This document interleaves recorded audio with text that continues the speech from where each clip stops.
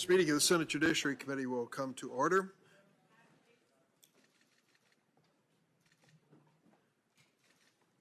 Good morning, Judge Jackson. Welcome back to you and your family.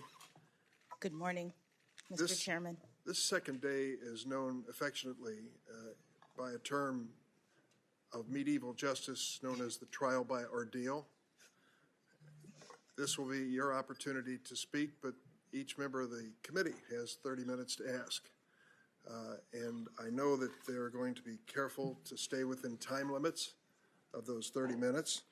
I do want to remind my colleagues that history has proven that speeches don't have to be eternal to be immortal. President Lincoln learned at Gettysburg that 275 words were enough. So I hope my colleagues and friends will stick to the 30-minute guideline. I'll tap on the gavel if you're getting perilously close to extending beyond. We'll take a few breaks throughout the day. A number of them are scheduled, one for lunch, one for dinner, and several perhaps shorter ones in the meantime. If votes are called on the Senate floor, which is a possibility, we'll do our best to keep the hearing going as members go back and forth. And as I mentioned yesterday, we welcome all of our friends in the audience and ask that they be quiet and respectful during the hearing. So let's get started with the questioning, and I'll begin at this point. Judge Jackson, there are two issues that came up repeatedly yesterday from the other side of the aisle that I want to address at the outset. One of them was a question of judicial philosophy. No one questions either your academic law school credentials or your service as clerk and as federal judge, but time and again you have been asked, what is your judicial philosophy? Does it fit into Scalia's originalism, Kavanaugh's textualism? Is it strict construction? Is it liberal? Is it conservative? Lo and behold, I've discovered the answer. It turns out that during the course of your time as a judge, you have actually had written opinions, 573 to be exact, I think. Maybe I'm off by one or two. And they more or less express your view of the law as the facts are presented to you in each one of those cases. And then some 12,000 pages from the Sentencing Commission, transcripts of deliberations on important issues.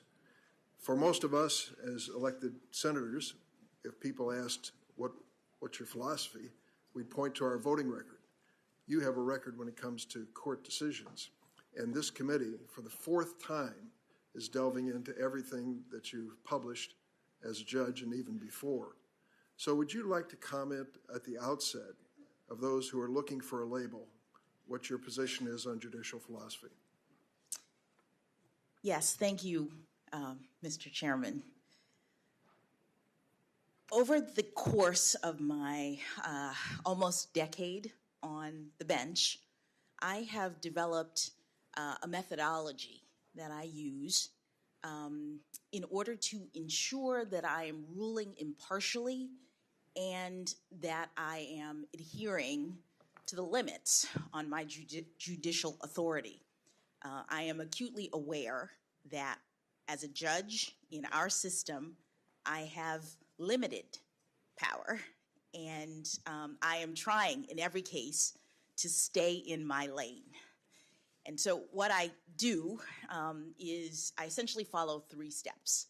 The first step is when I get a case, I ensure that I am proceeding from a position of neutrality. This means that you get a case and it's about something and it's submitted by certain parties. I am clearing my mind of any preconceived notions about how the case might come out. I'm setting aside any personal views. It's very important that judges rule without fear or favor.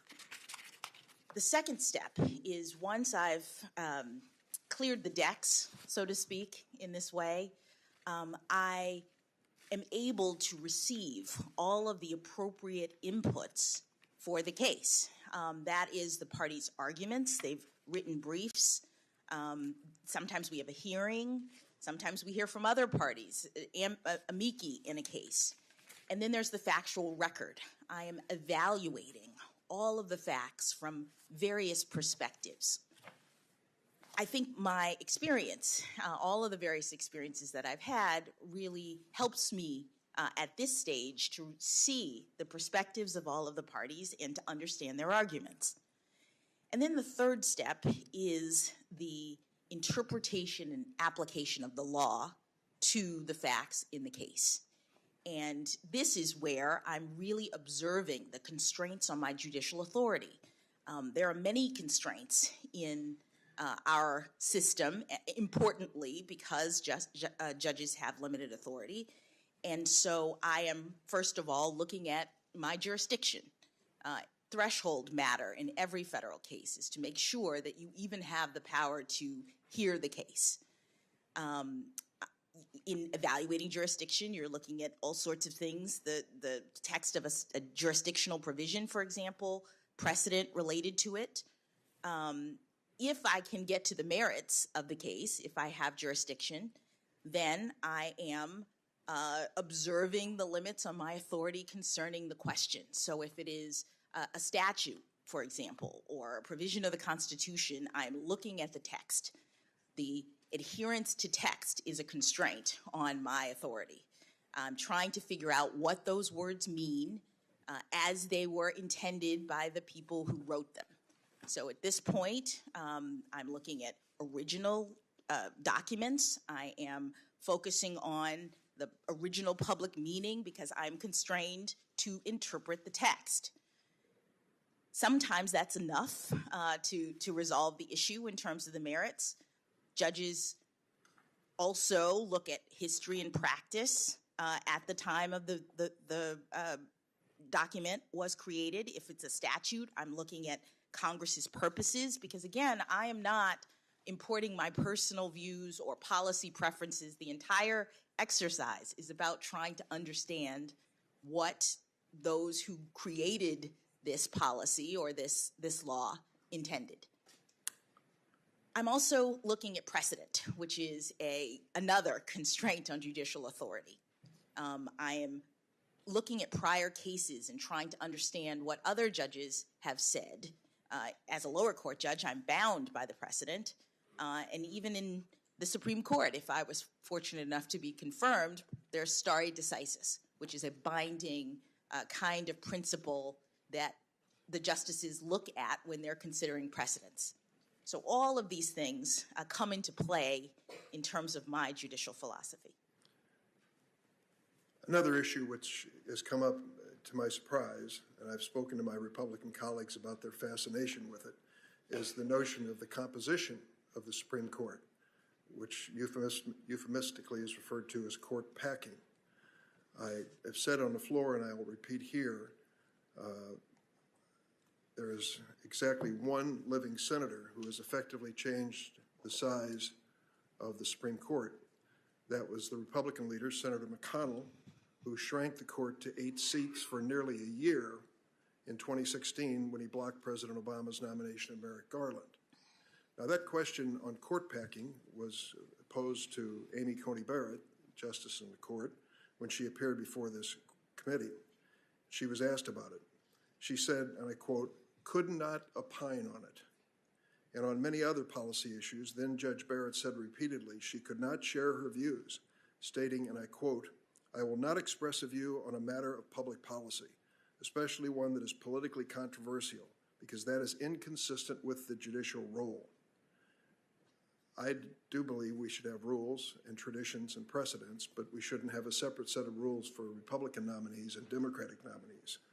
So, Judge Jackson, if a senator were to ask you today about proposals about changing the current size of the Supreme Court, what would your response be?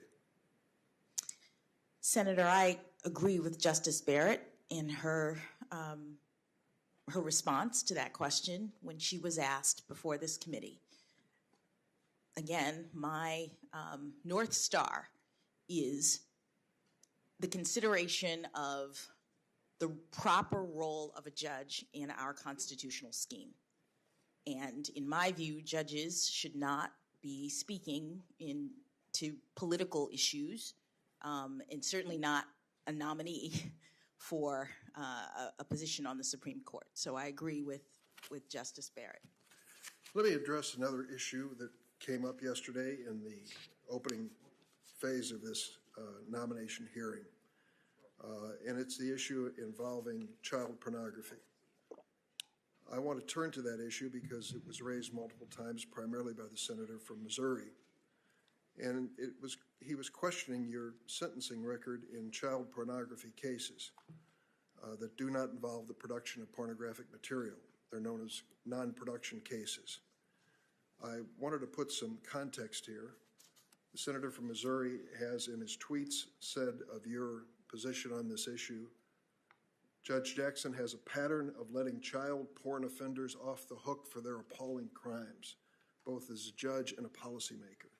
She's been advocating it since law school. This goes beyond soft on crime, the senator said. I'm concerned this is a record that endangers our children. I thought about his charges as I watched you and your family listening carefully yesterday, and what impact it might have had on you personally to know that your daughters, husband, parents, family, and friends were hearing the charges that your implementation of this law, sentencing, endangered children.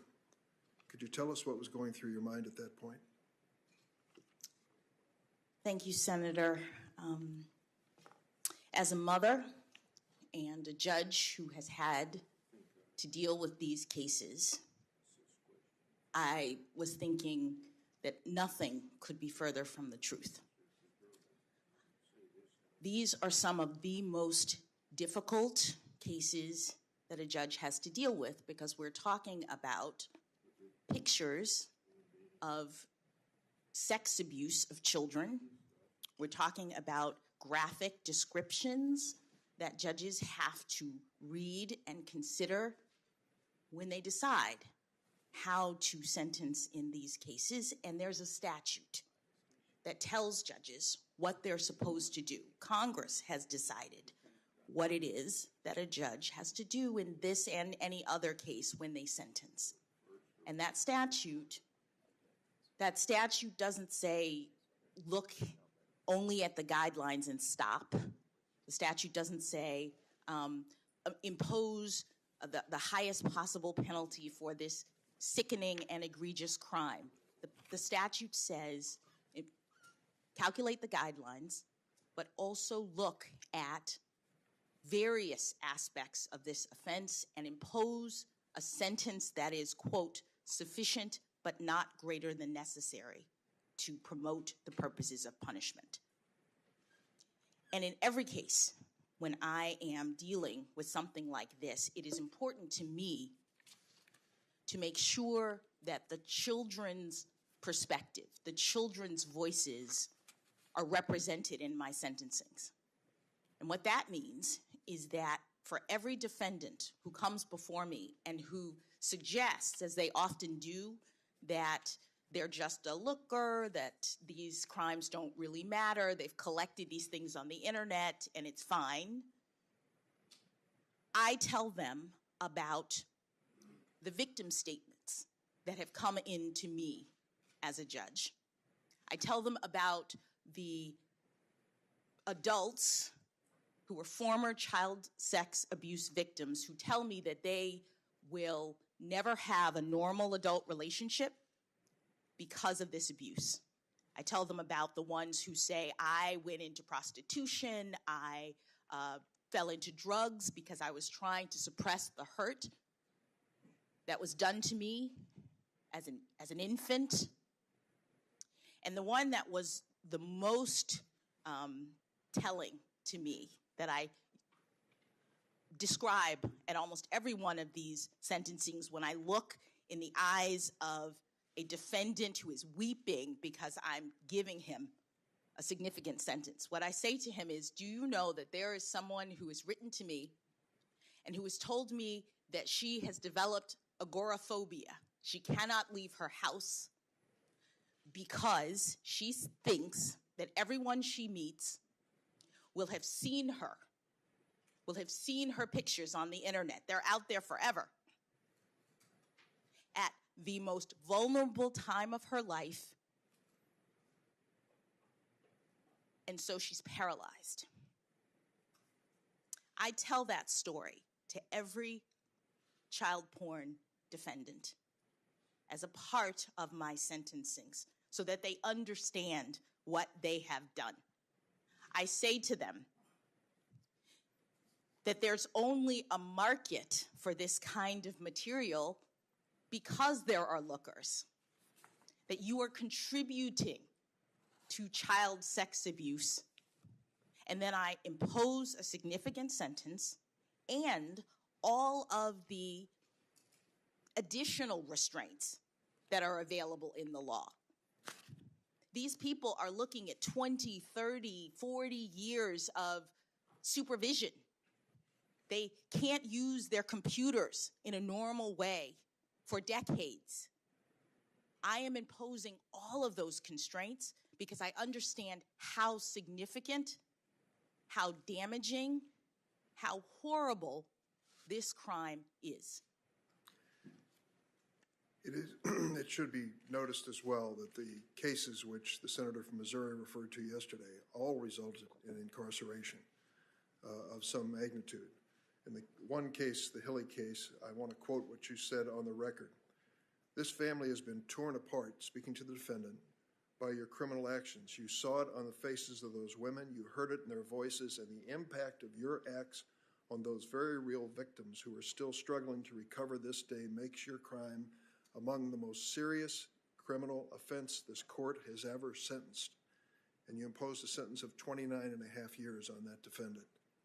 So the notion that you look at this casually or with leniency, as the senator said, your record belies that. And in fact, what we're dealing with here is an issue which even this committee and members on the committee have been loath to address again.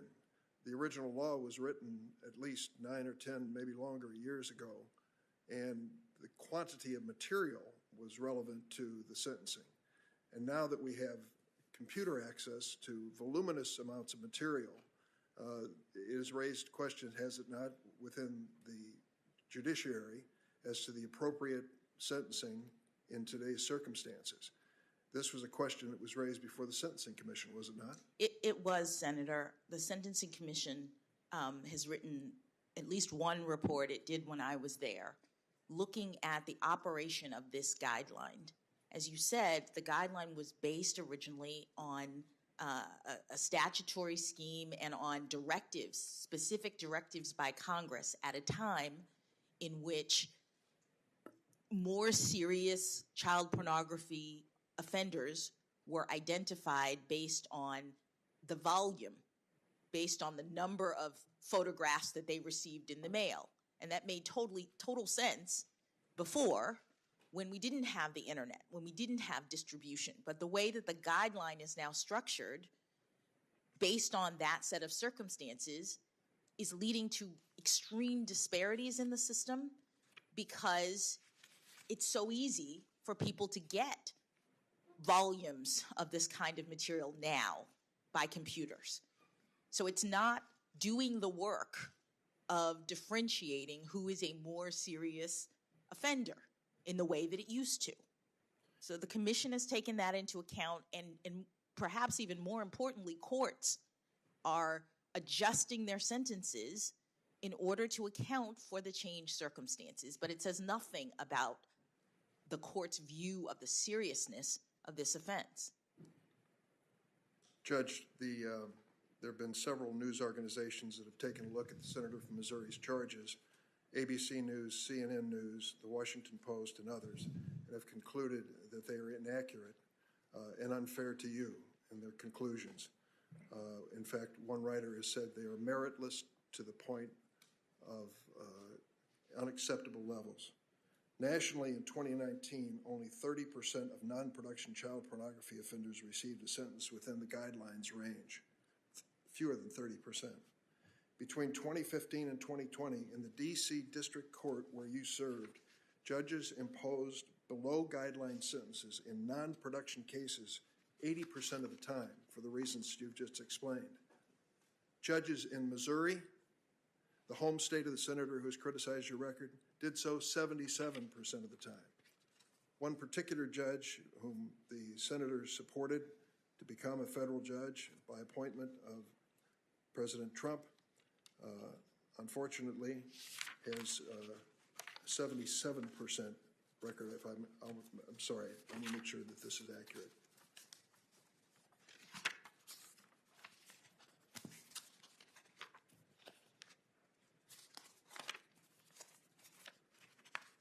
Here it is.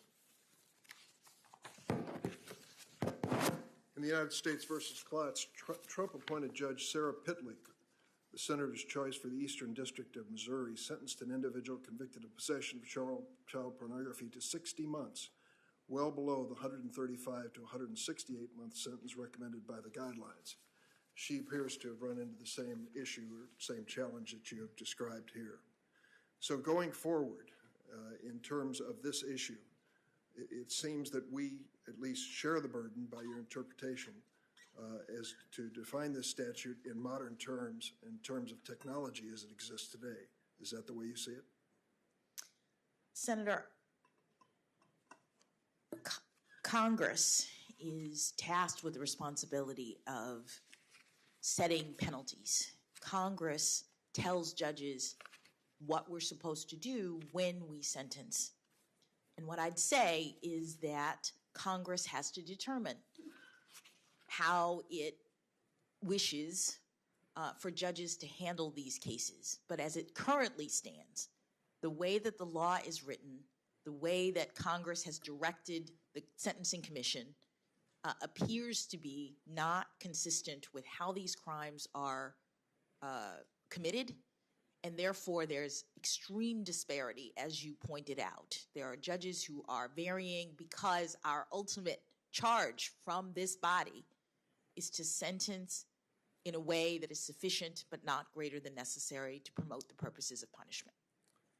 Judge Jackson, we've heard criticism from some about your previous work representing detainees at Guantanamo Bay. In fact, for years, we've heard criticisms leveled against lawyers who have provided Guantanamo detainees with legal representation. This criticism misses one critical point. The right to counsel is a fundamental part of our constitutional sentence system, even for the most unpopular defendants. I want to thank Senator Graham, who served as an Air Force lawyer for decades, for offering his perspective yesterday. He said, and I quote, "The fact that you're representing Gitmo detainees is not a problem with me," Senator Graham said. "Everyone deserves a lawyer. You're doing the country a great service when you defend the most unpopular people." And then Judge Roberts said during his confirmation hearing, it's a tradition of the American bar that goes back before the founding of the country that lawyers are not identified with the positions of their clients. The most famous example probably was John Adams, Chief Justice said, who represented the British soldiers charged in the Boston Massacre. This sentiment is shared by lawyers across the political spectrum. I want to give you an opportunity to address this issue because it applies not just to Gitmo detainees, but to your work as a public defender in terms of the wisdom, if acceptability of providing counsel in those cases, and what impact it's had on you personally in terms of your rulings on the bench. Thank you, Senator. September 11th was a tragic attack on this country. We all lived through it. We saw what happened, and there were many defenses, important defenses, that Americans undertook. There were Americans whose service came in the form of military action. My brother was one of those Americans, those brave Americans who decided to join the military to defend our country. There are others of you in this body who have military service, and I honor that, to protect our country.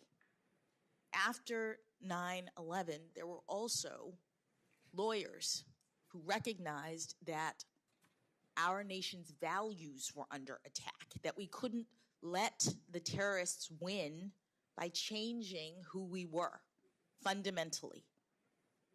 And what that meant was that the people who were being accused by our government of having engaged in actions related to this, under our constitutional scheme, were entitled to representation.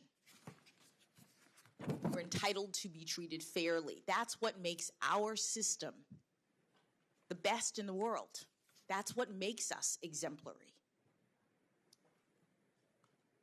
I was in the Federal Public Defender's Office when the Supreme Court, right after the Supreme Court decided that individuals who were detained at Guantanamo Bay by the president could seek review of their detention.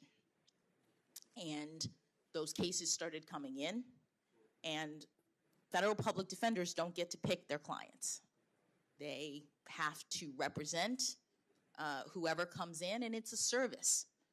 That's what you do as a federal public defender. You are standing up for the constitutional value of representation. And so I represented, as an appellate defender, some of those detainees. In the early days, the legal landscape was very uncertain. This had never happened before, not only the attack, but also the use of executive authority to detain people in this way. And there were a lot of questions that the court was asking. The Supreme Court had taken a series of cases to try to understand what are the limits of executive authority, which is important. All of our liberty is at stake if we don't get it right in terms of what the executive can do. The Supreme Court has recently reaffirmed that the Constitution does not get suspended in times of emergency. And so lawyers were trying to help the court to figure out what the executive's power was in this circumstance. And as an appellate defender, I worked on the habeas petitions of some of these detainees. My petitions were virtually identical because we had very little information. Part of the issue at the very beginning of these cases was that most of the factual information was classified. So defense counsel were appointed to represent these defendants. We had no facts, and I was making legal arguments about the circumstances. That is what gave rise to my representation, and I would just emphasize that that's the role of a criminal defense lawyer. Criminal defense lawyers make arguments on behalf of their clients in defense of the Constitution and in service of the court. Judge Jackson, those of us who read about the workings of the Supreme Court realize it's a close relationship among the justices. You've seen it personally as clerk and as an attorney yourself. I'm going to close with one question here that comes to my mind. I was in the House of Representatives when the war on drug measure was passed 30 years ago or so. It was at the advent of crack cocaine. It scared the hell out of us.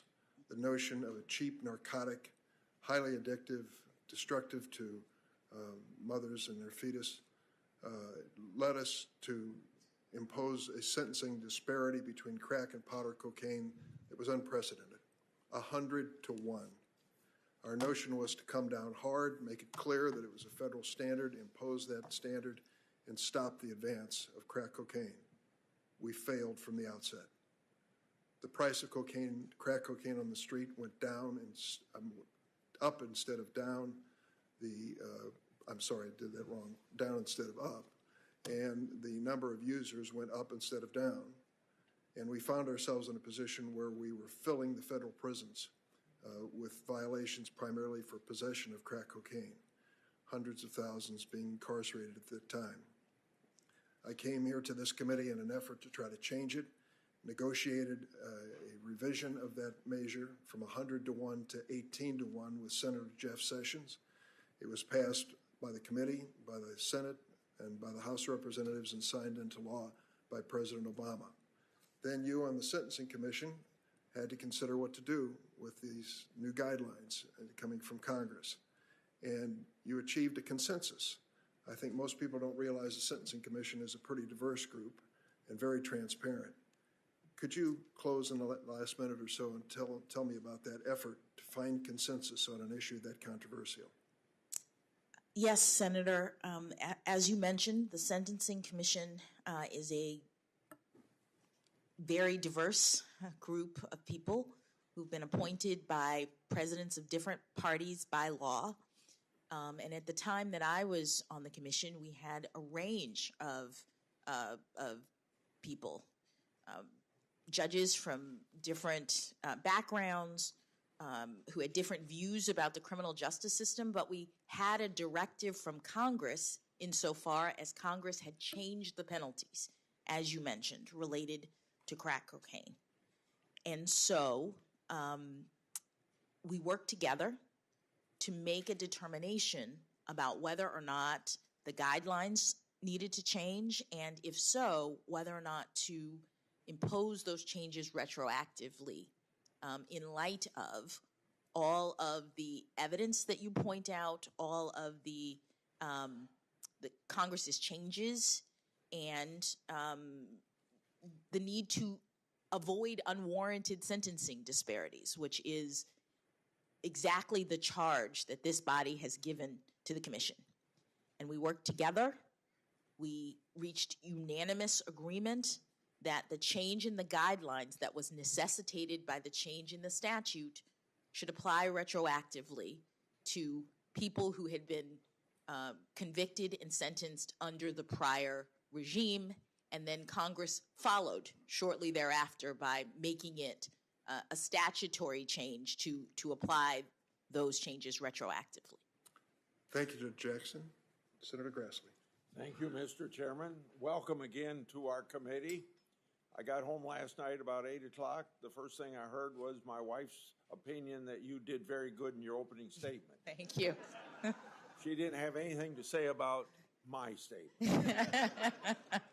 Also, besides the fact that we might have some votes on the United States Senate, just so you know I'm not being rude to you, I may have to go across the hall to Finance Committee on some issues with tariffs and down to the Agriculture Committee for some issues on rural health care.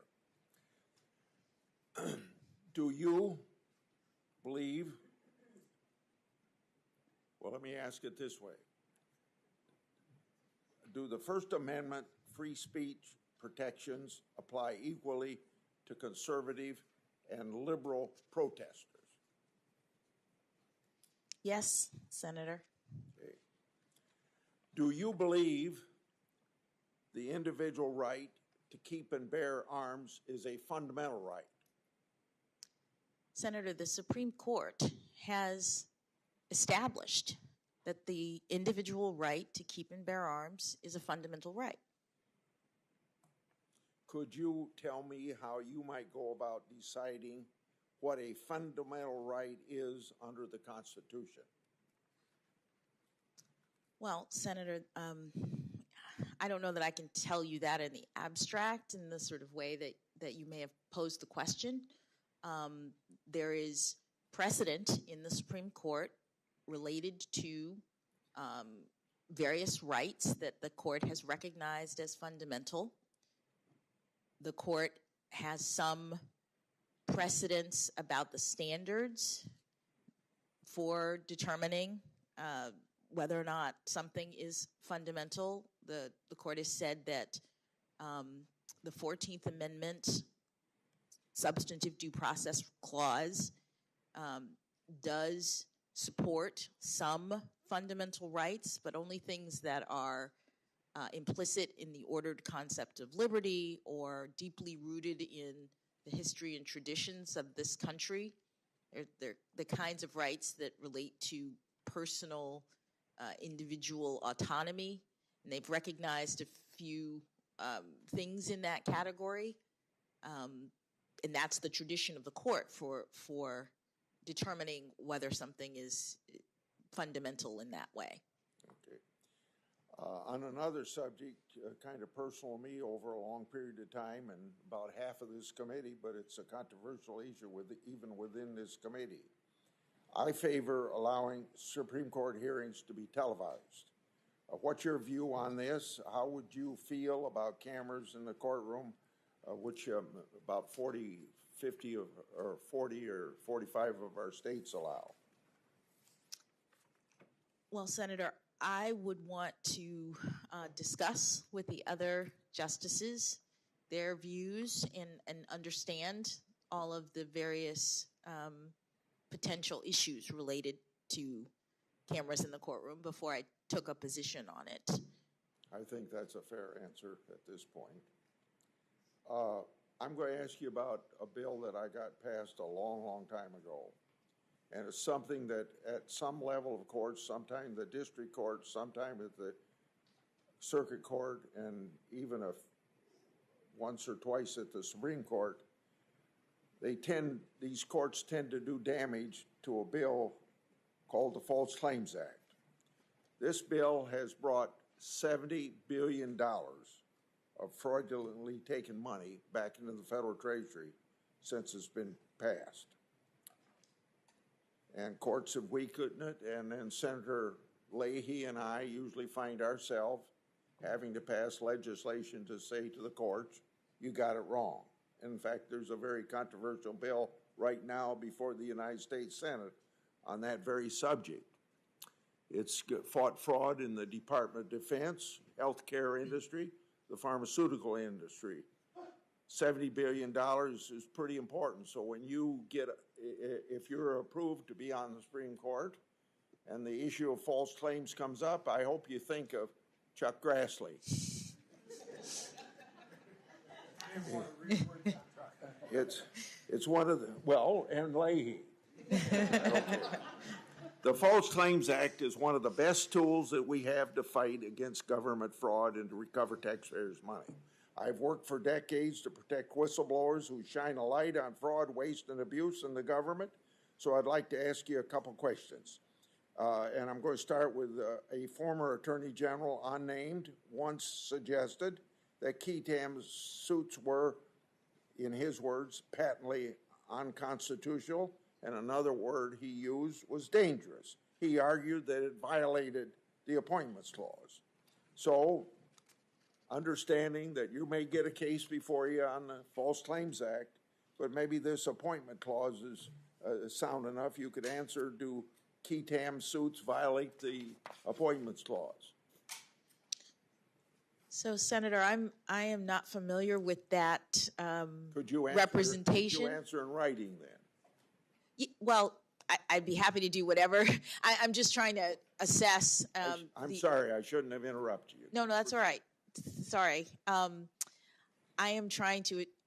not familiar with the quotation or what the attorney may have said about them. I know that the Supreme Court has considered various Ketanji actions and has issued opinions in the area and has not, at least to date, found them to be unconstitutional. But I don't know if that issue has been squarely presented to the court, and I would be loath to comment on it just because if it's being litigated, it's something I wouldn't be able to address. Let me, on the same subject, also this former Attorney General also argued that Ketanji's suits also violate a broader separation of power principles.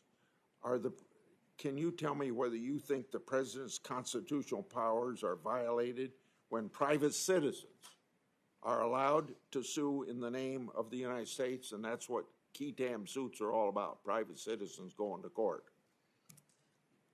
Well, Senator, it is an important concern. There are statutes that do allow for the kinds of lawsuits that you are articulating. I am not aware of impediments to those, but again, this is the kind of thing that may be litigated, and I would have to look, as I do, consistent with my methodology, at any arguments that are raised about the constitutionality or lawfulness of those actions. Remember, in about all of these suits that involve the courts in making interpretations of the False Claims Act, most of them are brought by whistleblowers. And remember, the government would not even know about these fraudulent use of taxpayers without whistleblowers coming forth. And they ought to be given some credit for wanting the government to do what the laws say it ought to do and spend the money the way that the Constitution or that the Congress implies that money be spent. I want to move on. At an event at the University of Chicago School of Law in 2020, you quoted Martin Luther King Jr., who dreamt of a time when, quote, the sons of former slaves and the sons of former slave owners would be able to sit down together at the table of brotherhood, end of quote. You talked about how quickly things in the country then changed, including the civil rights laws over the next few years because of the civil rights movement. You added that, quote, less than a decade after Dr. King's words, that was the world that you inhabited.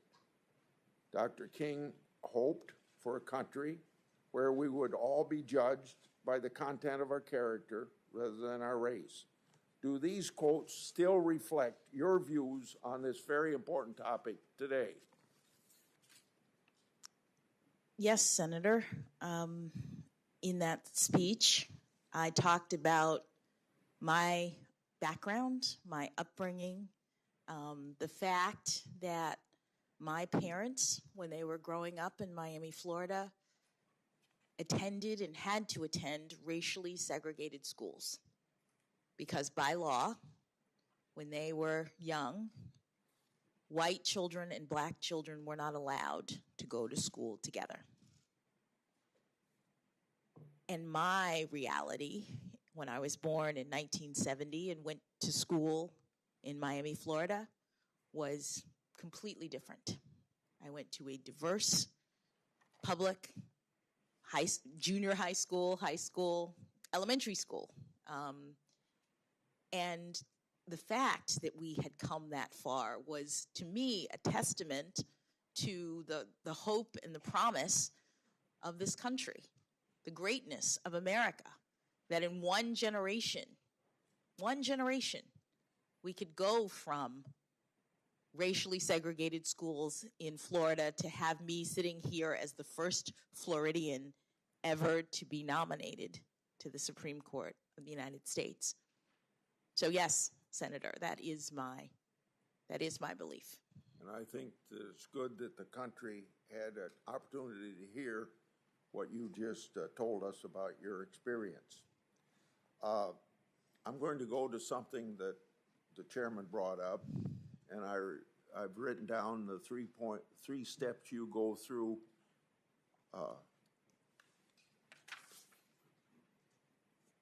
No, another question, but also one that he brought up on court packing and your opinion. I heard what you said, and you said it should be a policy question, but I want to go to something in 2013 during your hearing to be a district court judge. Senator Coburn asked you whether you believed in the theory that the Constitution is a living document whose meaning evolves over time. You said no. In 2021, however, during your circuit court nomination hearing, you declined to answer the same question when asked why the answer to your question of 2013 and not in 2021 in written questions, you noted that you weren't a sitting judge. So please explain to me or describe for us the difference between ethical rules for sitting judges versus judicial nominees who are not already judges. Senator, I don't know that there are ethical rules that are different. What I'll say is, with respect to my approach to judging, there is not a label, I think, that fits what it is that I do and how I've approached my role. As I mentioned to the chairman,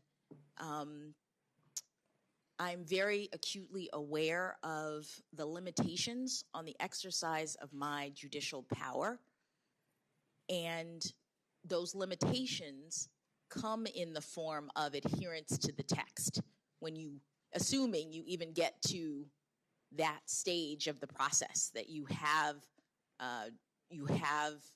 subject matter jurisdiction, you can reach the merits, then you are looking at the text, and I do not believe that there is a living constitution in the sense that it's changing and it's infused with my own policy perspective or the policy perspective of the day. Instead, the Supreme Court has made clear that when you're interpreting the Constitution, you're looking at the text at the time of the founding and what the meaning was then as a constraint on my own authority. And so I apply that constraint. I look at the text to determine what it meant to those who drafted it. On this same subject, I want to point out a difference between you and a couple people that have sat on the Supreme Court. Justice Breyer said that a structural alteration of the Supreme Court motivated by a perception of political influence can only feed the perception of political influence, that's my parenthetical, further eroding that trust. Justice Ginsburg also cited court packing as being, quote unquote, a bad idea. Court packing is creating new seats for political purposes for a president to appoint more judges. Do you agree with Justice Breyer and Justice Ginsburg that court packing is a bad idea? Before you respond, I'd like to say that you say this question should be left to Congress as a policy issue. I'd reiterate that sitting Supreme Court justices have spoken on that matter, so I don't think it'd be inappropriate for you to do if other people sitting there have said that it's a bad idea.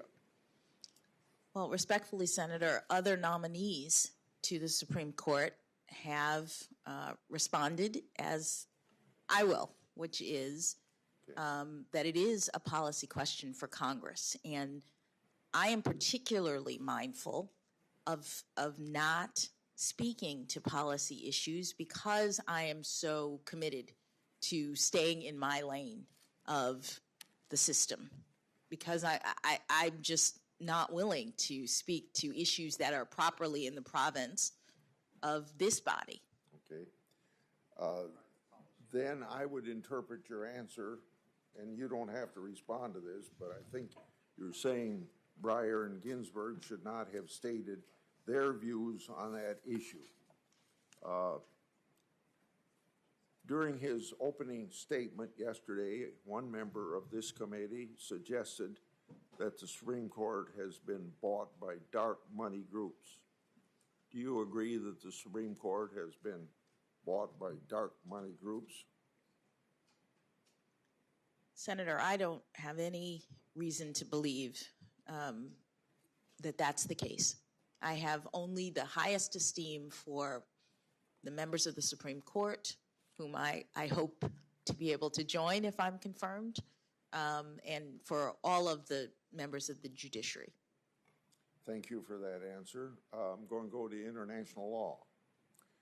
During an ABA panel on international law last year, Justice Breyer said that as a federal judge, quote, "You can't do your job properly," end of quote, without considering international law and, quote again, in some cases, and it's a growing number, end of quote, and I assume a growing number of opportunities to use international law.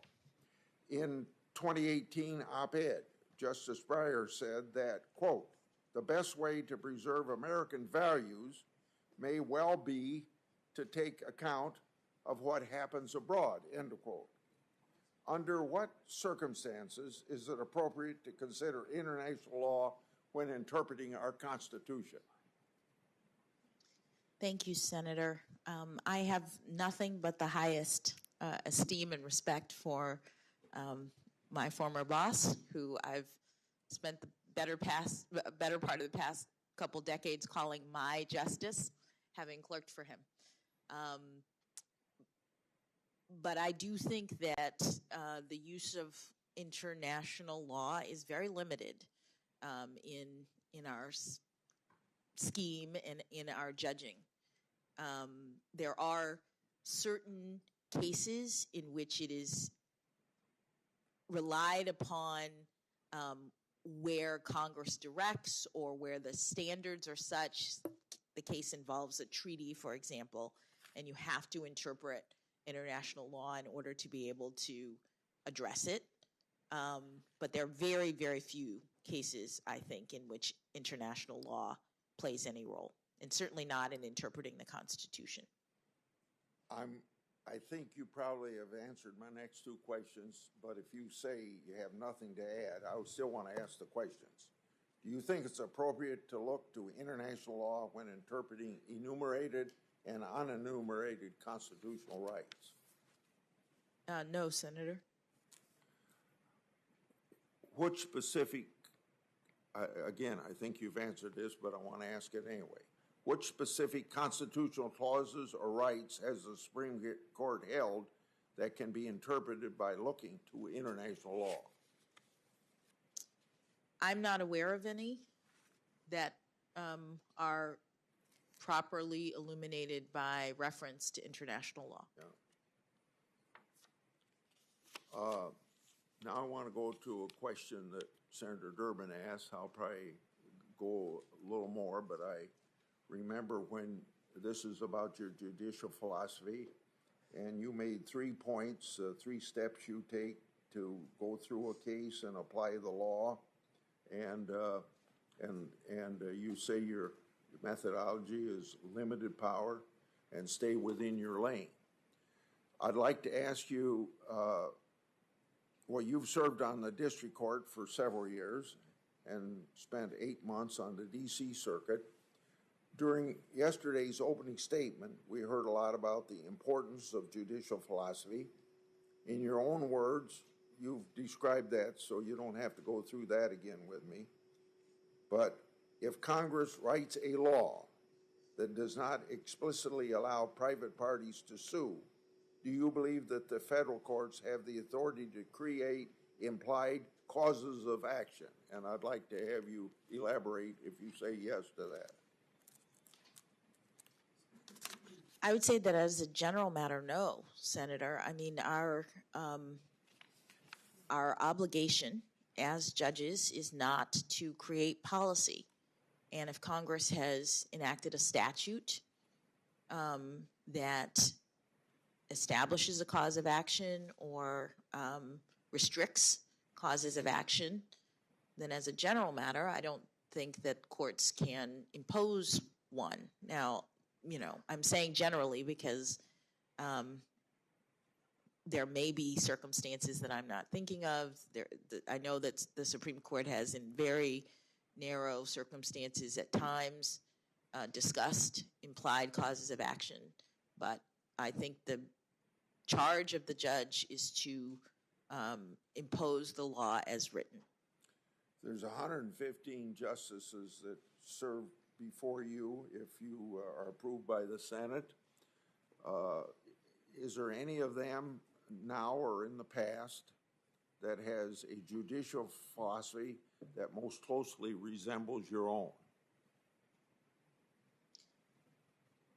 You know, I haven't studied the judicial philosophies of all of the prior justices. I will say that I come to this position, to this moment, as a judge who comes from practice, that I was a trial judge, and my methodology has developed in that context. I don't know how many other justices, other than Justice Sotomayor, have that same perspective, but it informs me with respect to what I understand to be my proper judicial role. What aspect of your record as a judge do you believe have been the most important for the good of the country? Well, I think that all of my record is important to some degree because I think it clearly demonstrates that I'm an independent jurist, that I am ruling in every case consistent with the methodology that I've described, that I'm impartial. I don't think that anyone can look at my record and say that it is pointing in one direction or another, that it is supporting one viewpoint or another. I am doing the work and have done the work for the past 10 years that judges do to rule impartially and to stay within the boundaries of our proper judicial role. Let's go to immigration. Congress gave the Attorney General, quote, unquote, sole and unreviewable discretion to decide whether expedited removal would apply to, quote, an alien who has not been paroled or admitted to the United States. You decided a case called Make the Road, New York, where you seem to agree that Congress gave the Department of Homeland Security sole and unreviewable discretion to decide which illegal immigrants would be subject to expedited removal. But you still went on to review the department's decision. In fact, you issued a nationwide injunction blocking Department of Homeland Security from removing illegal immigrants who had been in the country for less than 2 years. In that hearing, you told us that if the text was clear, that ended the question. The law specifically says that Homeland Security, not the courts, was responsible for making the decision. Could you please explain why you believed a federal court could review something Congress called unreviewable? Thank you, Senator, for allowing me to address that opinion and my analysis with respect to it. As you said, Make the Road was a case involving a challenge to expedited removal, which was a way in which Congress had given the authority to to the Department of Homeland Security to make a decision about how to deport people who are non-citizens. Prior to the challenge that I heard, the Department of Homeland Security, since it received that authority several decades ago, had decided that people who are in this country for up to 14 days and are found within 100 miles of the border are subject to expedited removal. The challenge that I heard involved the department's sudden shift to a determination that expedited removal would be applied to anyone who was found anywhere in the country and who had been here up to 2 years. Importantly, the challenge was not about the actual determination. The challenge was about the procedures that the agency undertook to make that determination. And so the statute said, as you rightly pointed out, that the agency had sole and unreviewable discretion to decide. And in interpreting that, I took into account the language of that statute and the language of another statute that Congress has enacted to direct agencies with respect to the manner in which they exercise their discretion.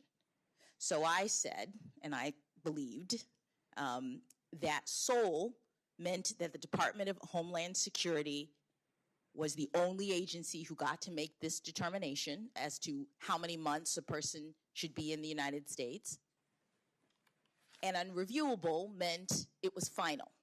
Once the agency decided, then there was no ability to review substantively their determination. And I should say that, importantly, the statute that Congress enacted gave the agency the discretion to make this determination between 0 and 24 months. There is a limit in the statute. It says Department of Homeland Security, you get to decide where between 0 and 24 months a person who's been in this country can be subject to expedited removal. So I read the statute. DHS gets the sole ability to make that decision. DHS makes that decision and it's final. What wasn't clear to me based on that language was whether Congress intended to preclude its procedural requirements for the exercise of agency discretion. And in the DC Circuit, there was precedent that indicated that even when Congress gives a great deal of discretion to an agency, procedural requirements may still apply. It is presumptive that the APA applies, meaning that an agency can't act arbitrarily and capriciously when it undertakes to exercise discretion. It has to do certain things in order to make the determination that Congress has given it. I looked at those statutes. Oh, I'm sorry. No. I looked at those statutes and I considered the canons of construction that say that statutes should be read harmoniously, that as a court, you're supposed to understand that Congress has directed, sometimes in more than one statute, what is supposed to happen. And so I read them together to mean that the court could still do what it almost always does in a case involving a challenge to the manner in which an agency makes its decision. And in fact, I thought, as I say in my opinion, that Congress intended for the APA to imply, because it had not excluded it, which it had done expressly in other parts of the INA. It had not excluded it here. And it made sense to require the agency to use its expertise. If Congress wanted the agency to act arbitrarily in picking a number, Congress could have done that. Congress said you can do it up to 24 months. It could have randomly picked a number, but it was giving it to the agency, I thought, and reasoned, precisely because it wanted the agency to use its expertise, to do its research, and to figure out what amount of time is sufficient. And so it was important, I thought, to lay that out in the statute, and I determined that both of those statutory directives of Congress should apply. Thank you, Senator Grassley. Senator Leahy. Thank you, Chair Durbin. Judge, congratulations again on your nomination to our nation's highest court. You're an impressive jurist.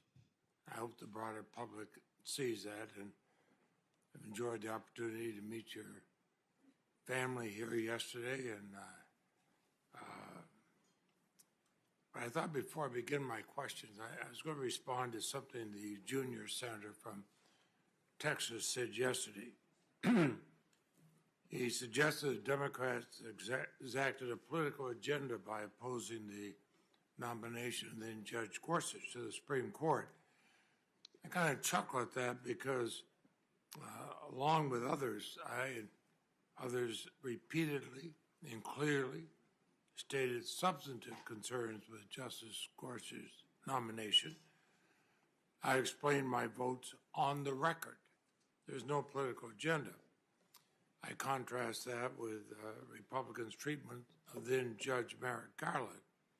We're still waiting today for Republicans to explain on the record what kind of substantive concerns they had with Merrick Garland, that they blocked him for over a year and would not even allow a vote on his nomination, apparently because of a politically driven agenda. All I'm saying is let's make history this week, but let's not rewrite it. This is a historical time.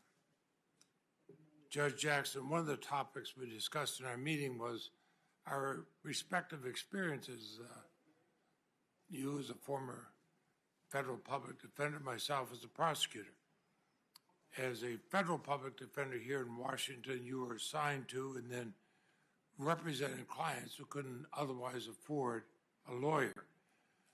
One of the valuable lessons I learned as a prosecutor was this: for our criminal justice system to function properly, you have to have skilled, dedicated lawyers on both sides of the issue, both the prosecutor and the defense attorney.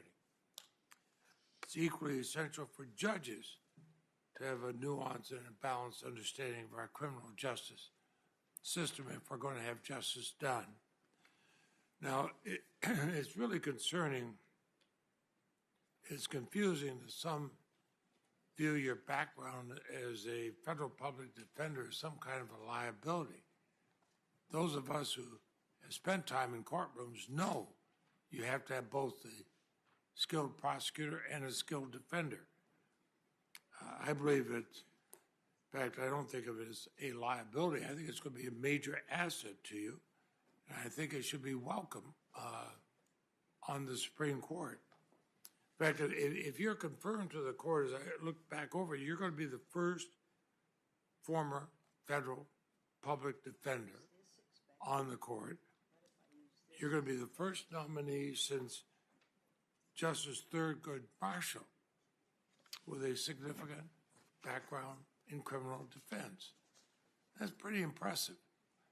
So, all of us should want that represented in the Supreme Court, because decisions on the Supreme Court can have a lasting impact on our criminal justice system.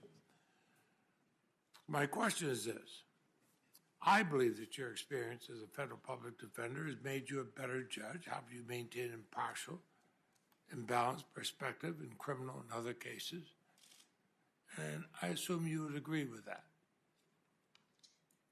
Yes, Senator. I think that experience in the criminal justice system, whether, as you say, on the prosecution side or the defense side, having actual experience is an asset as a judge. You understand the way the system works, and as a defense counsel, you have interacted with defendants in a way that, as a judge, at least as a trial judge, I thought was very beneficial. One of those ways is it helped me to develop a sense of the need to communicate directly with defendants. And, you know, it didn't change, I think, in any way the outcomes of the cases when I was a trial judge, but I understood from my time as an appellate defender that a lot of defendants go through the system and don't really understand it. And the problem with that, from our society's standpoint, is that when people go through the criminal justice system and don't have a good understanding, they tend to not take responsibility for their own actions. They tend to be bitter and feel as though the justice system has wronged them, and so while they're doing their time, rather than reflecting on the fact that this is the consequence that they have to face for actually committing a crime, instead of doing the work to rehabilitate themselves, they're, you know, focusing on how wronged they are, how victimized they feel. And so what I decided as a trial judge was that I was going to make sure that everyone who was in my courtroom, and especially the defendant, understood all of the procedures that we were going through, all of the steps. I spoke directly to them. I asked them, do you understand what's happening? Because I wanted them to know. And then, even perhaps more importantly, as I said about my child pornography cases, I focused on the harms of the behavior that was at issue. When I sentenced a defendant, I made clear in every case, here is the problem. This is what you've done. Here is the damage to our society. And I don't know that I would have done that if I had not been a criminal defense lawyer. Well, and that's sort of what, I was getting to, the fact that you have that experience. Also, it's obvious you don't get, as a public defender, you don't get to choose your clients. It's not like you're going out there picking and choosing. You're told you're going to defend this person, but they're given that right under the Sixth Amendment. And we all, you're a member of the bar or judge or public defender, you take an oath to uphold the Constitution, and the Sixth Amendment's a pretty important part of it, wouldn't you say? Absolutely, Senator.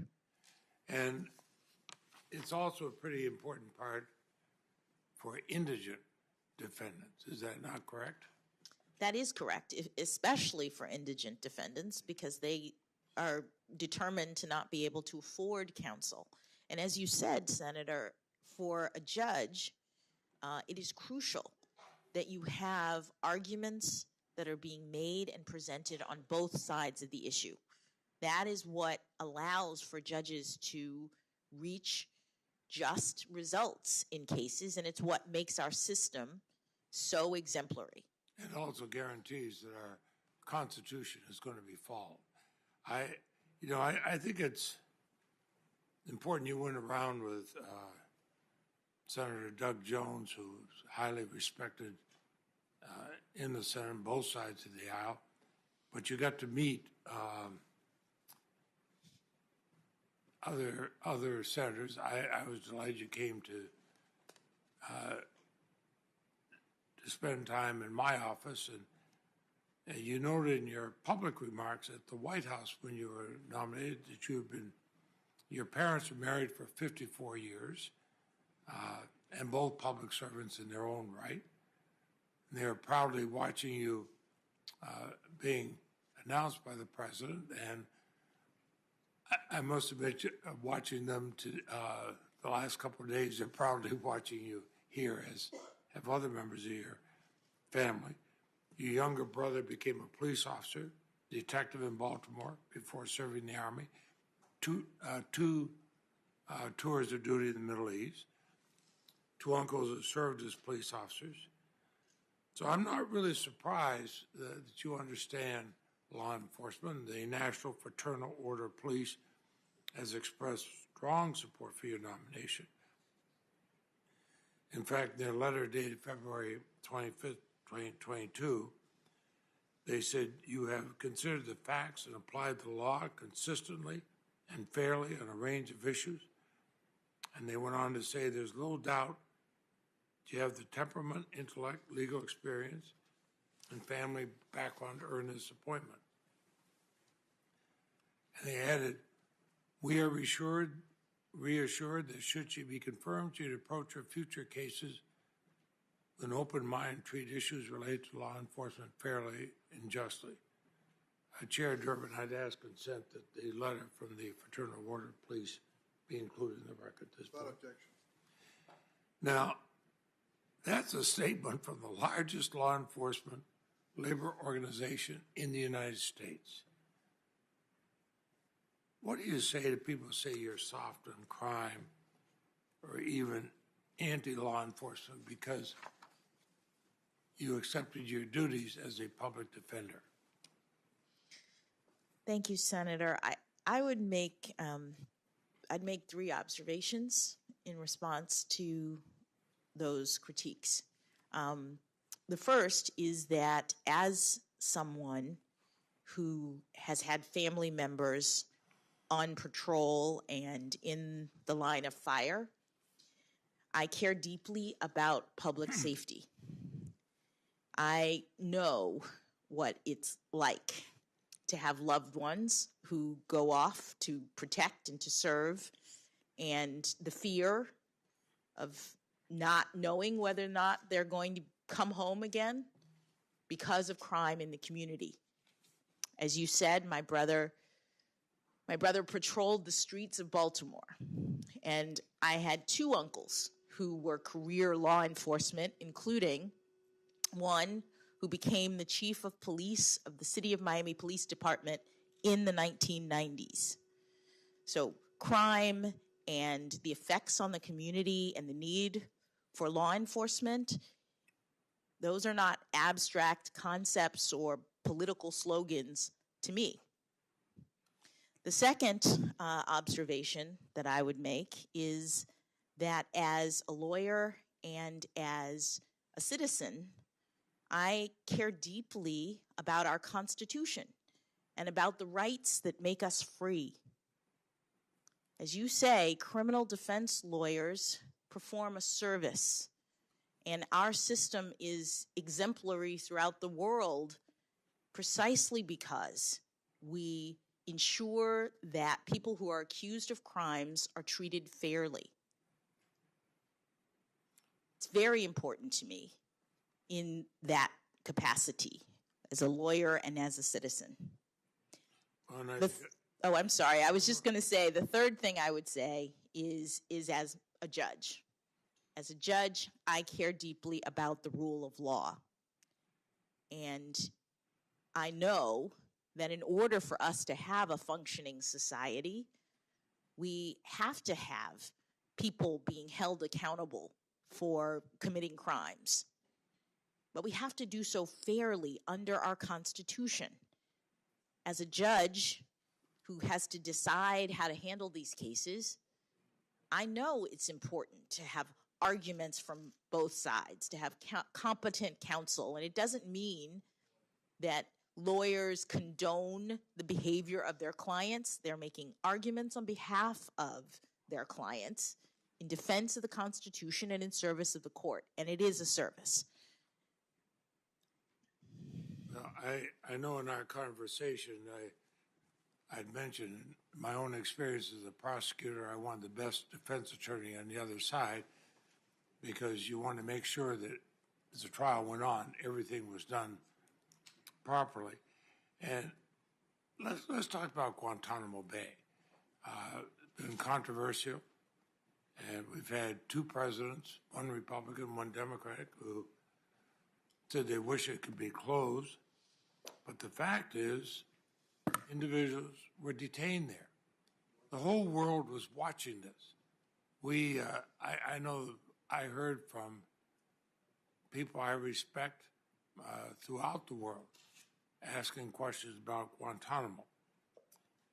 And that's precisely the situation. We want our best and our brightest lawyers to step into the fray, however politically controversial. We have to make sure that we do not become unmoored from our core commitments to the rule of law, but that also, both in our own country and outside our country, people can see that we're following that. So you were in private practice when you took on these cases, uncharted legal waters, war. What principles drove you to get involved with cases in such a difficult time in Guantanamo Bay? Well, thank you, Senator. And I do want to clarify, when I first started working on these cases, I was an assistant federal public defender. The Supreme Court in 2004 issued two opinions that began this group of cases and these issues. And this was in the wake of the tragic and terrible attack on this country in 9/11 and the executive's use of authority to detain enemy combatants at Guantanamo Bay. In 2004, the Supreme Court ruled that the executive did have the authority to make those detentions in one case, and then in another case, the Supreme Court ruled that anyone so detained could file a legal challenge. They had habeas rights, and as you know, habeas is in the Constitution. In 2005, I joined the Federal Public Defender's Office, and those cases started coming in. The requests from detainees asking for legal representation consistent with our constitutional scheme to have help to file their habeas petitions. This was very early in the days of these kinds of legal actions. There was a lot unknown about what these petitions could look like, what the arguments could be made and considered by the court, and perhaps most importantly, what the facts were related to any of these individuals, because almost everything was classified. So defense counsel was getting these people in with no information. I was in the appellate division of my office, and as an appellate defender, I worked on legal issues. I was paired with I was assigned by the federal public defender. I was an assistant federal public defender, and I was paired with a trial defender who attempted to do the fact gathering, who traveled to Guantanamo Bay. I never traveled there or anything like that. I worked on the law. And as you noted, the law was very uncertain. This was brand new. And people were trying to figure out what are the limits of executive authority in this context. We knew that the Constitution was not suspended, even though we had this emergency. So what did that mean with respect to these individuals? I filed as a federal public defender. I was assigned to work on 4 cases. And I filed almost identical petitions, because what you're doing, especially when you have no facts, is just preserving legal arguments for your clients. That is consistent with what lawyers do. And then you mentioned private practice. So I went into private practice in, I believe it was 2007. And by that time, lots of private practices around the country had started taking on these cases, because there were lots of people who needed representation, and so pro bono practices were receiving requests, usually through nonprofits. And one of the individuals that I had represented as a defender ended up being assigned to my firm, unbeknownst to me. So I arrive at my firm, and the partners realized that this same person was someone that, according to the docket, I had previously represented, and they asked if I would review some of his materials and continue the representation. That was the only person that I represented in the context of my private firm who was a detainee. I worked on a couple of habeas briefs for judges and for a variety of nonprofits, including the Rutherford Institute, the Cato Institute, and the Constitution Project, who were all interested in making arguments to the Supreme Court that was considering these very novel legal issues. You know, I sit here and I think of the 20 Supreme Court nominees I've gotten to vote on over my years here, and I think of the remarkable praise you got from the former Republican House Speaker Paul Ryan, whom most of us know well. He did mention his politics may be different than yours, but his praise for your intellect, for your character, for your integrity is unequivocal. That's powerful praise. And I think it goes to a really fundamental point, and that's this. One doesn't have to have the same political beliefs or ideologies as a judicial nominee to recognize their integrity and intellect. When I voted to confirm Chief Justice John Roberts to the Supreme Court, I cast that vote knowing very well that he and I would disagree on many policy and political issues. But I voted yes because I believed that he had what it takes to serve as an impartial, fair Chief Justice who would uphold the rule of law, and I want to take it out of partisan politics. Now, what would you say to people whose politics may be different than yours, like Speaker Ryan, who has endorsed you? What would you say to those people about your readiness to serve as an even-handed, unbiased Supreme Court justice? Thank you, Senator. I would say that I am committed to serving as an even-handed Supreme Court justice if I'm confirmed by this body. And I have a record over the past decade that's precisely how I've treated all of my cases. And I've been serving in the District of Columbia, both as a trial judge and as an appellate judge, and we see some of the most politically contentious issues. My record demonstrates my impartiality. Well, I'd go along with that because, and I watched this court.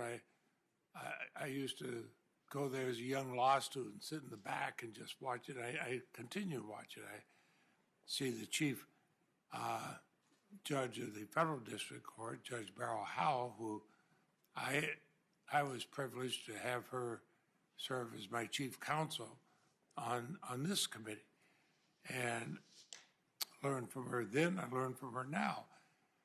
But I also, as a lawyer, I hear a lot of talk about reversal rates. Now, no judge goes without being reversed somewhere. If they're never reversed, they haven't heard many cases. But your time in the D.C. District Court, less than 2% of your more than 550 cases were reversed. Considering the fact that the D.C. Circuit reverses an average of 13% of the cases,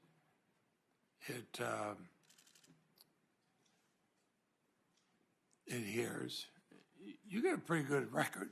And but what does a judge who's been reversed, what do they take from that reversal? What do they or what should they think about it? Well, you obviously look at it very carefully. What it means is that a panel of judges who've reviewed what you determined for some reason has decided differently. And there are times when panels of judges decide differently because they are making a new statement about the law, or they're establishing a standard that had not previously been the case in the area. And so you learn, oh, this is a new standard now that I need to apply. There are times when you disagree, that people can disagree about the way in which the law works. And that's why we have panels, because people have judges can have different perspectives and in good faith reach different results. And so obviously when you're on the trial court, the Court of Appeals is binding, and they tell you, in this case, no, we're going to, the result is something different. And so you learn. You know, anytime I had an opportunity to argue a case at an appellate level, I don't think I ever thought about who nominated or appointed the judges as before. I just want to know what I would think about their experience. And I would think about that when I made the argument. Now, I don't think I've ever had the opportunity to argue before anybody had your breadth of legal experience here. You served as a federal trial court, a federal appellate court judge for almost 10 years. You clerked at all three levels of the federal judiciary. You practiced law as a federal public defender in private practice, and I know we confirmed you as a member of the U.S. Sentencing Commission. This may seem like an easy question, but I just ask you that you've had such broad experience, but they're all different in a way. how does that shape your approach when deciding a case? Thank you, Senator. As I mentioned at the beginning, I have a methodology that I apply when I'm deciding cases, and maybe my various experiences helped me to get to the point of understanding the importance of impartiality, staying in my lane as a judge, because the prior experiences were different roles in the system. Because I saw the different roles, I think I have a good appreciation of what it means to be a judge and the limitations on my own authority. The Sentencing Commission was a policy-making branch of the judicial branch that the commission and the commissioners develop sentencing policy. Congress delegated that authority to create the commission, and so they're doing the policy work, gathering data, making recommendations. That is totally different than the work that I do as a judge. Advocacy on behalf of your clients, making critical arguments, the best arguments you can come up with, is a service to the court, but it's a totally different thing than operating as a judge. And so I think that having had those various experiences, I'm now really mindful of my role and limitations in the judicial branch. Well, and the president referred to you as a proven consensus builder, and I think he was also thinking of your predecessor, Justice Breyer, in that regard. And I think over the years how important that is, even in a body like the U.S. Senate. I see Senator Tillis here. He and I have worked together on IP issues. Senator Cornyn and I on freedom of information issues. Senator Grassley and I on other issues. Senator Graham and I on various issues. And usually, in the Senate at least, if you work across the ideological spectrum, you get better results. So let me ask you, how would you describe your approach to building consensus on cases related to issues like intellectual property that are less likely to break along traditional ideological lines? Thank you. Thank you, Senator. One of the things that I was able to do when I worked on the Sentencing Commission was work with people who had very different perspectives than I did about the criminal justice system and come to consensus.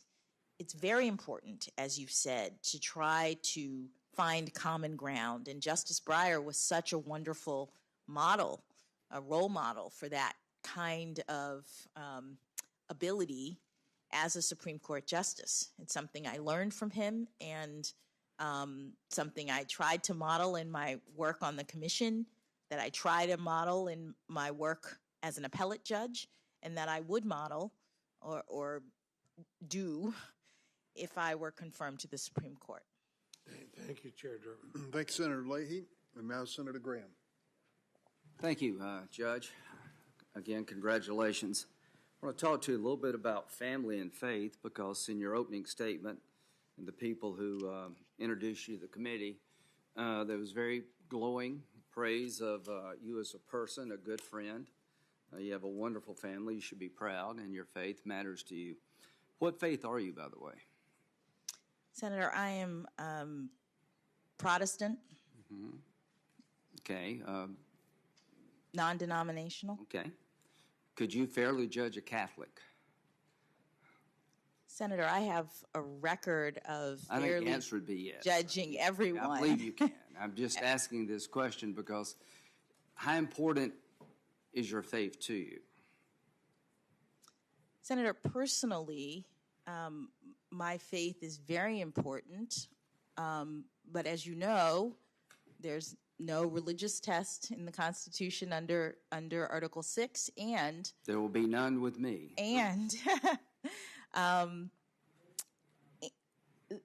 It's very important to set aside one's personal views Yeah. about things in the role of a judge. I couldn't agree with you more, and I believe you can. So, on a scale of 1 to 10, how faithful would you say you are in terms of religion? You know, I go to church probably 3 times a year, so that speaks poorly of me. Or do you attend church regularly?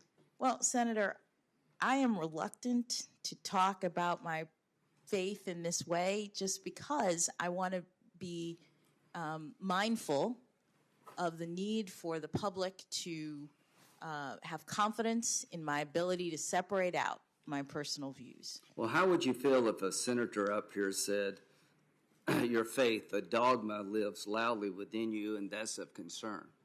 How would you feel if somebody up here on our side said, you know, you attend church too much for me, or your faith is a little bit different to me, and they would suggest that it would affect your decision? Would you find that offensive? Senator, I would if I were you. I found it offensive when they said it about Judge Barrett. The reason I ask these questions is I have no doubt that your faith is important to you, and I have zero doubt that you can adjudicate people's cases fairly if they're an atheist. If I had any doubt, I would say so. But the only reason I mention this, Judge, you're reluctant to talk about it because it's uncomfortable. Just imagine what would happen if people on late-night television called you an effing nut, speaking in tongues because you practiced the Catholic faith in a way they couldn't relate to or found uncomfortable. So, Judge, you should be proud of your faith. I am convinced that whatever faith you have and how often you go to church, it will not affect your ability to be fair. And I just hope going in the future that we all can accept that, and that Judge Barrett, I thought, was treated very, very poorly. So I just wanted to get that out. Let's talk about family. Do you know Janice Rogers Brown? yes, I do know her. How do you know her? She was a judge on the court that I now serve. We didn't overlap, and I'm struggling to remember whether I ever met her, but she was a judge on the circuit court. Right, and you were a district court judge, is that right? I was, but I don't know whether she had. I think you were. Retired Are they in the time. same building? They are in the same building. Okay. They are. In So the you same, really don't know her? I know of her. Yes. Okay. What do you know of her? What's her reputation? I know that she's a very well-respected judge on my circuit. Okay. And in terms of family, she was the daughter and granddaughter of sharecroppers. She was raised in Alabama under Jim Crow. Despite this adversity, she put herself through law school as a single working mother. That's pretty impressive, isn't it? Yes, Senator. Your background is very impressive. You seem to have a great family. If family mattered, we would not have done to her what was done to her here in the United States Senate. Do you realize that she was filibustered for 2 years when she was appointed to the D.C. Circuit? I didn't know that. Did you know that Joe Biden actively filibustered Janice Rogers Brown? I did not know that. Did you know that he told Face the Nation, if Bush nominates her for the Supreme Court, I can assure you that would be a very, very, very difficult fight, and she probably would be filibustered. Is that news to you, too? Yes. Okay. Now that you know that, how do you feel about it? Senator, I can't speak to something that I just learned 2 seconds ago in your Okay, fair enough. conversation with me. Fair enough. You're in the Black Law School Society, right? At The Harvard? Black Law Students Association. Okay, Black Law Student Association. Yes. You're a member at Harvard. Yes. And in sometime, the Mr. Jeffries thing, do you remember that whole dust-up? He got... Only in preparation for this, and I think I was in college at the time. It was my senior year of college. Okay, so you weren't actually in the group when he was invited to speak? I don't know which group invited him to speak. I was a black student at Harvard, both in the Harvard Undergraduate Black Students Association and the Harvard Law School Black Right. Students Association. Do you remember going to a speech given by Mr. Jeffries? I think he's the uncle of Akeem Jeffries. I did not go to a speech Okay. given by Mr. Jeffries. Are you now familiar with the press reports about what Mr. Jeffries' views are? Just in preparation for this. Okay, and do you associate yourself with those views? I do not, Senator. As a matter of fact, he's been called by many as very anti-Semitic. He called you skunk who stink up the place. You don't agree with that, do you? I do not, Senator. And it would be wrong for me or anybody else to hold his statement against you because he spoke at some group you're a member of, right? Senator, I don't have. Yes, it would. It would be. Yeah, that's right. That's the right answer. I thought that was the right answer with Judge Alito. When they made a big deal about some group he was in that had views that he didn't agree with and tried to call him basically a racist, and found out that Senator Kennedy, God rest his soul, who beat the crap out of the guy for being part of some supper club that was actually in some organization called the OWL that didn't admit women. So I guess the reason I'm bringing all this up is it gives me a chance to remind this committee in America there are two standards going on here. If you're an African-American conservative woman, you're fair game to have your life turned upside down, to be filibustered no matter how qualified you are. And if you express your faith as a conservative, all of a sudden you're an effing nut. And we're tired of it. And it's not going to happen to you. But it just appalls me that we can have such a system in America, that if a conservative woman wants to stand out and say, I love my family just as much as you love yours, and my faith means just as much to me as it does you, that all of a sudden there comes some kind of weirdo. A guy like Justice Alito, who's in the same type situation you're in, being in a group, doesn't agree with everything they do or what people may say at a meeting he didn't go to, all of a sudden they own it. You know, this stuff needs to stop. Our people deserve better respect, and I hope when this is over, people will say you were at least well treated, even if we don't agree with you. So now let's talk about Gitmo. Being a public defender, did you consider that rewarding? Senator, yes, I did, because public service is very important to me. It is an important family value. It is something that now I've dedicated my career to. Yes. And do you think it's important to the system that everybody be represented? Absolutely. It's a core constitutional value. You'll get no complaint from me. That was my job in the Air Force. I was a area defense counsel. I represented anybody that came in the door, whether I liked them or not. I did my best. Is that what you did? Yes, sir. Okay, good. Now, so the American people deserve a system where everybody's represented, where you like them or not, and anybody that takes up that cause, no problem with me. You're just doing your job, and I think you make our country stronger. But there's the other side of the story that never gets mentioned when I talk about Gitmo. The American people deserve a system that can keep terrorists off the battlefield. They deserve a system that understands the difference between being at war and a crime. Do you consider 9/11, you said, a terrible, tragic event? Would you consider it an act of war? Yes, Senator. Okay, I would too. I think it was an act of war by Al-Qaeda and associated groups against the people of the United States. So as you rightfully are proud of your service as a public defender, and you represented Gitmo detainees, which is part of our system, I want you to understand, and the nation to understand, what's been happening at Gitmo. What's the recidivism rate at Gitmo? Senator, I'm not aware. It's 31%. How does that strike you?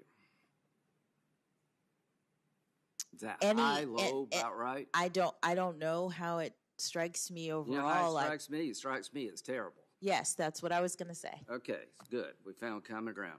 Of the 229 detainees released from Gitmo, of 729 released, 229 have gone back to the fight.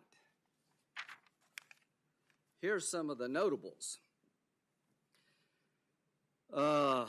Former Gitmo detainee Zakir was named the interim defense minister of Afghanistan. I don't know exactly what his job is today, but during the transition, they made him the defense minister and he was in Gitmo. Of the 5 men we released from Gitmo as part of a prisoner swap for Sergeant Bergdale, here's where they're at. Mohammed Fazal was appointed Deputy Minister of Defense. Noor was appointed Acting Minister of Borders and Tribal Affairs. Waziki was appointed as Acting Intelligence Director. Kerr, again, Acting Minister of Information, Culture, Defense. Omar was appointed as the new governor of the southeastern province of Khost. These were 5 people that we had in our control that are now helping the Taliban run the country.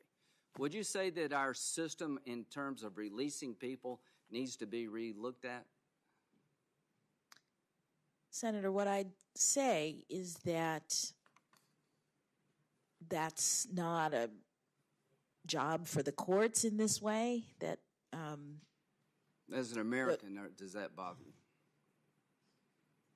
well, obviously, Senator, any repeated criminal behavior or repeated attacks, acts of war, bother me as an American. Well, it bothers me. While I will not hold it against you, nor should I, the fact that you represent Gitmo detainees, I think it's time to look at this system new, folks.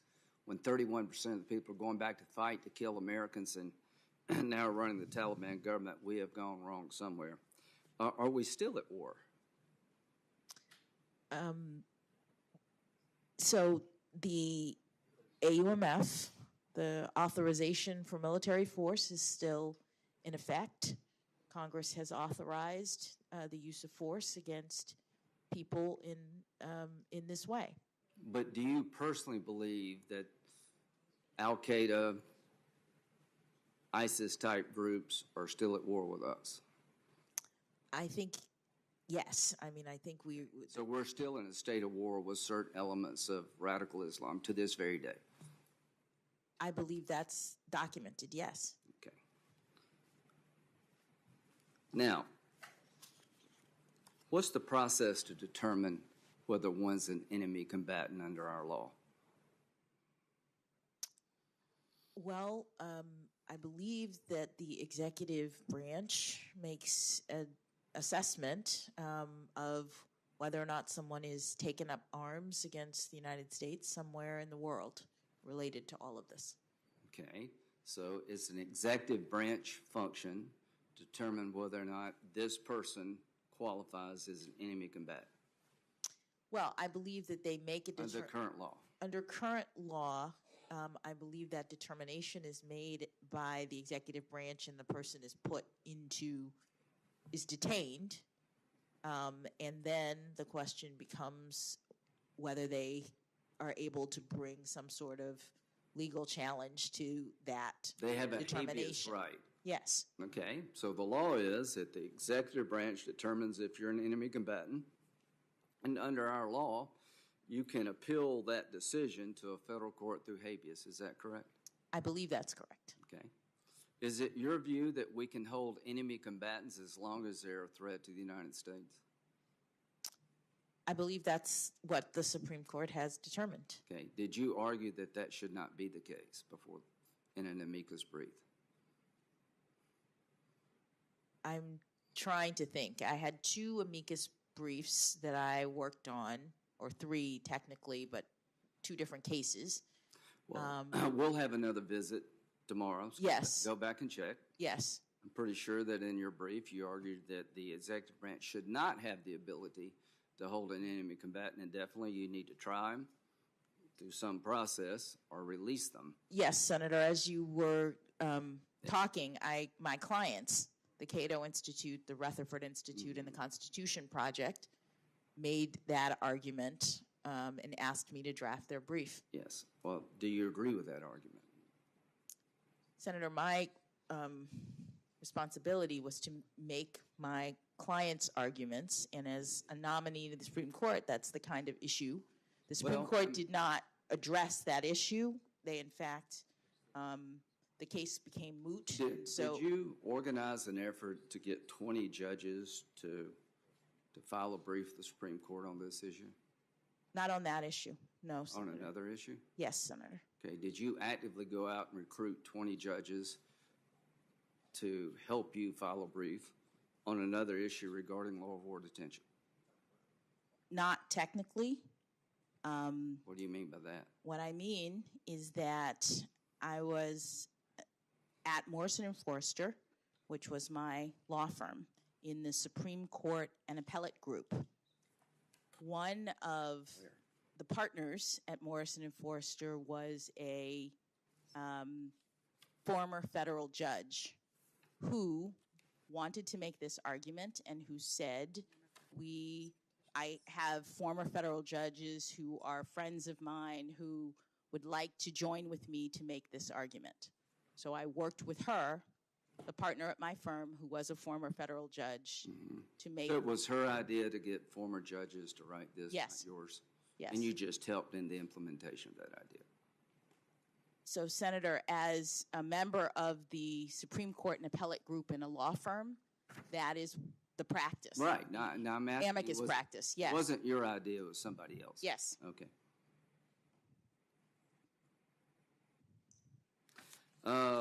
So now, there are people still held at Gitmo today. Do you understand that? Yes. Okay. What system is in place regarding their future? I am not aware of the system right now. I'm not sure exactly what you mean. Let me tell you what it is. Yes. There's a periodic review process made up of an interagency where they go through the files of these folks and they determine whether or not they still present a threat to the United States or the world at large. And I think it's 6 months, maybe a year. But that goes on at least on an annual basis. And if there's a determination that this person still represents a threat to the United States, they're continued to be confined. That's the way the system works. Are you okay with that?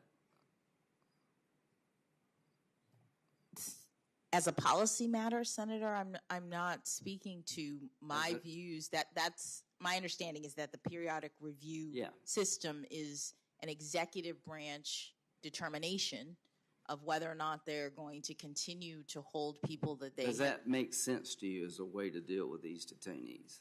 Senator, I'm not in a position to speak to the policy or the discretion of the executive branch regarding how they're going to handle detainees. The reason I mention it is because in one of the briefs you argued that the executive branch doesn't have that option. That if you had had your way, the executive branch could not do periodic reviews about the danger the detainee presents to the United States. They would have to make a decision of trying them or releasing them. Is that not accurate? Respectfully, Senator, it was not my argument.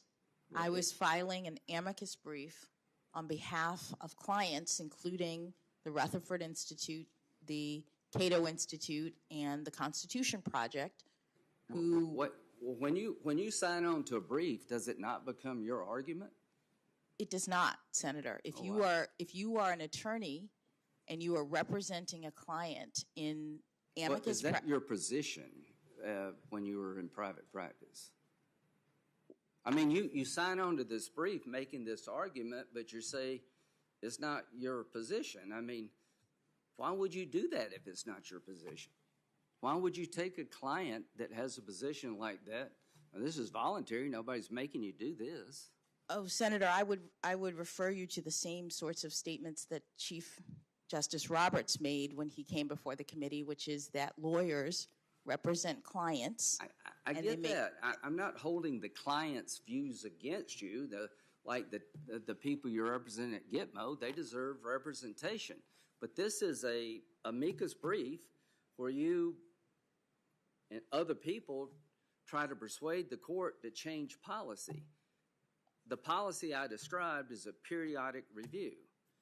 If the court had taken the position argued in the brief that you signed upon, we'd have to release these people or try them, and some of them, the evidence we can't disclose because it's classified, you're putting in America in an untenable position.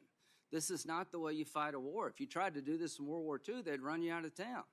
We hold enemy combatants as long as they're a threat. There's no magic passage of time that you got to let them go. So my question is very simple. Do you support the idea, did you support then the idea that indefinite detention of an enemy combatant is unlawful?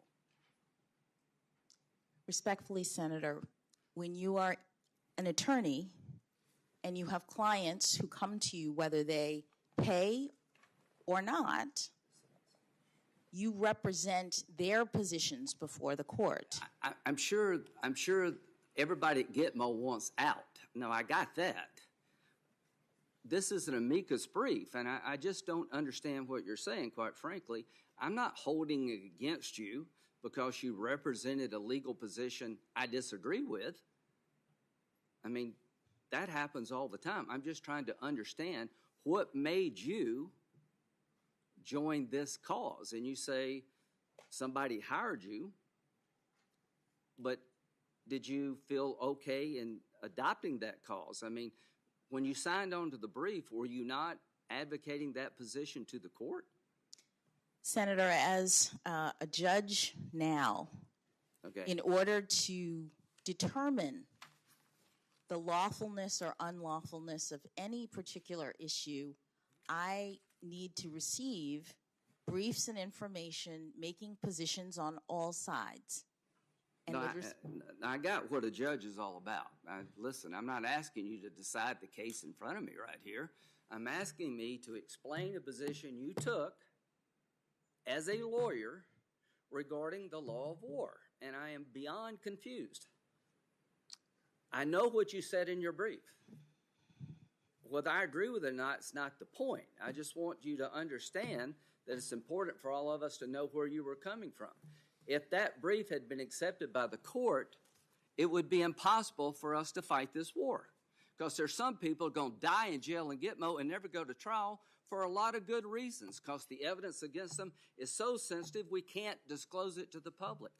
That we're not charging them with a crime. What we're doing is saying that you engaged in hostile activities against the United States, that you are an enemy combatant under our law, and you will never be released as long as you're a danger until the war is over or you're no longer a danger. That's the difference between fighting a crime and a war. Did you ever accuse in one of your habeas petitions the government of acting as war criminals for holding the detainees? The holding of the detainees by our government, that we were acting as war criminals? Senator, I don't remember that accusation, but I will say that... Do you believe that's true, that America was acting as war criminals in holding these detainees? Senator, the Supreme Court held that the executive branch has the authority to detain people who are designated as enemy combatants for the duration of the hostilities. And what I was doing in the context of the habeas petitions at this very early stage in the process was making allegations to preserve issues on behalf of my clients.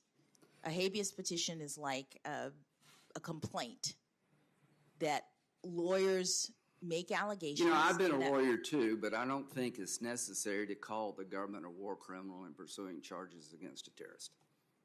I just think that's too far. I don't know why you chose those words. That's just too far. But we are where we are. So let's talk about the nomination process. Have you ever had any interaction with a group called Demand Justice? No, Directly or indirectly? no, Have you ever had interaction with a group called American Prospect? no, Do you know anything about Arbella? Is that the right term? Have you ever heard of a group called Arbella?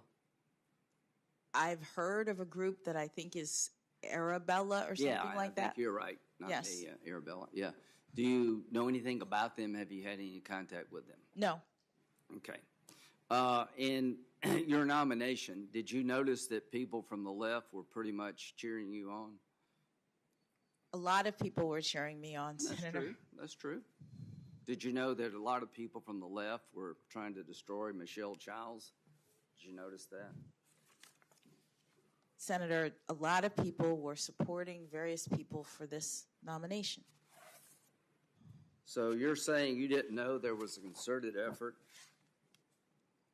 to disqualify Judge Childs from South Carolina because she was union busting, unreliable Republican in disguise? Senator, I'm a sitting judge. I was focused on my cases. The answer is no, I didn't know that. No, I didn't know that. Would it bother you if that happened? Senator, it is troublesome that people are or were doing things related to I think the that's nomination. the best way to say it. People have a right to speak out and pick the person of their choice. But all I can say is that if you miss the fact that there was an organized effort, well, here's President Biden has only a certain amount of political capital for keeping his party united. If he needlessly angers progressives on this SCOTUS pick, that could create all sorts of problems for him down the line. Jeff Hauser, revolving door projects. Let's see.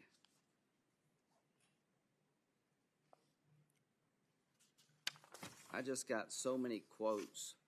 It's difficult to imagine someone with a record like Judge Childs winning votes from criminal justice advocates like Senator Cory Booker, even Dick Durbin. Childs' experience is nothing like the diversity of experience that the Biden administration has championed. Let's see. Picking her, Childs, would demoralize the base, side with corporate America. The fact that Lindsey Graham is vouching for her should give the White House pause. Our revolution, Joseph Gervangi, or whatever his name is, I'm sorry about that, Joseph.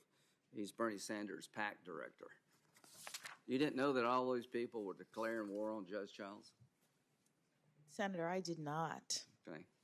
Well, no, I'm not saying you did. You said you didn't know. I'll take it your word. But I am saying that what is your judicial philosophy? So I have a methodology that I use in my cases in order to ensure that I am ruling impartially and that... So your judicial philosophy is to rule impartially? No, my judicial philosophy is to rule impartially and to rule consistent with the limitations on my authority as a judge. And so my methodology actually helps me to do that in every case. So you wouldn't say that you're an activist judge? I would not say that. Okay. So we'll have 20 minutes more later on, but here's what I would say.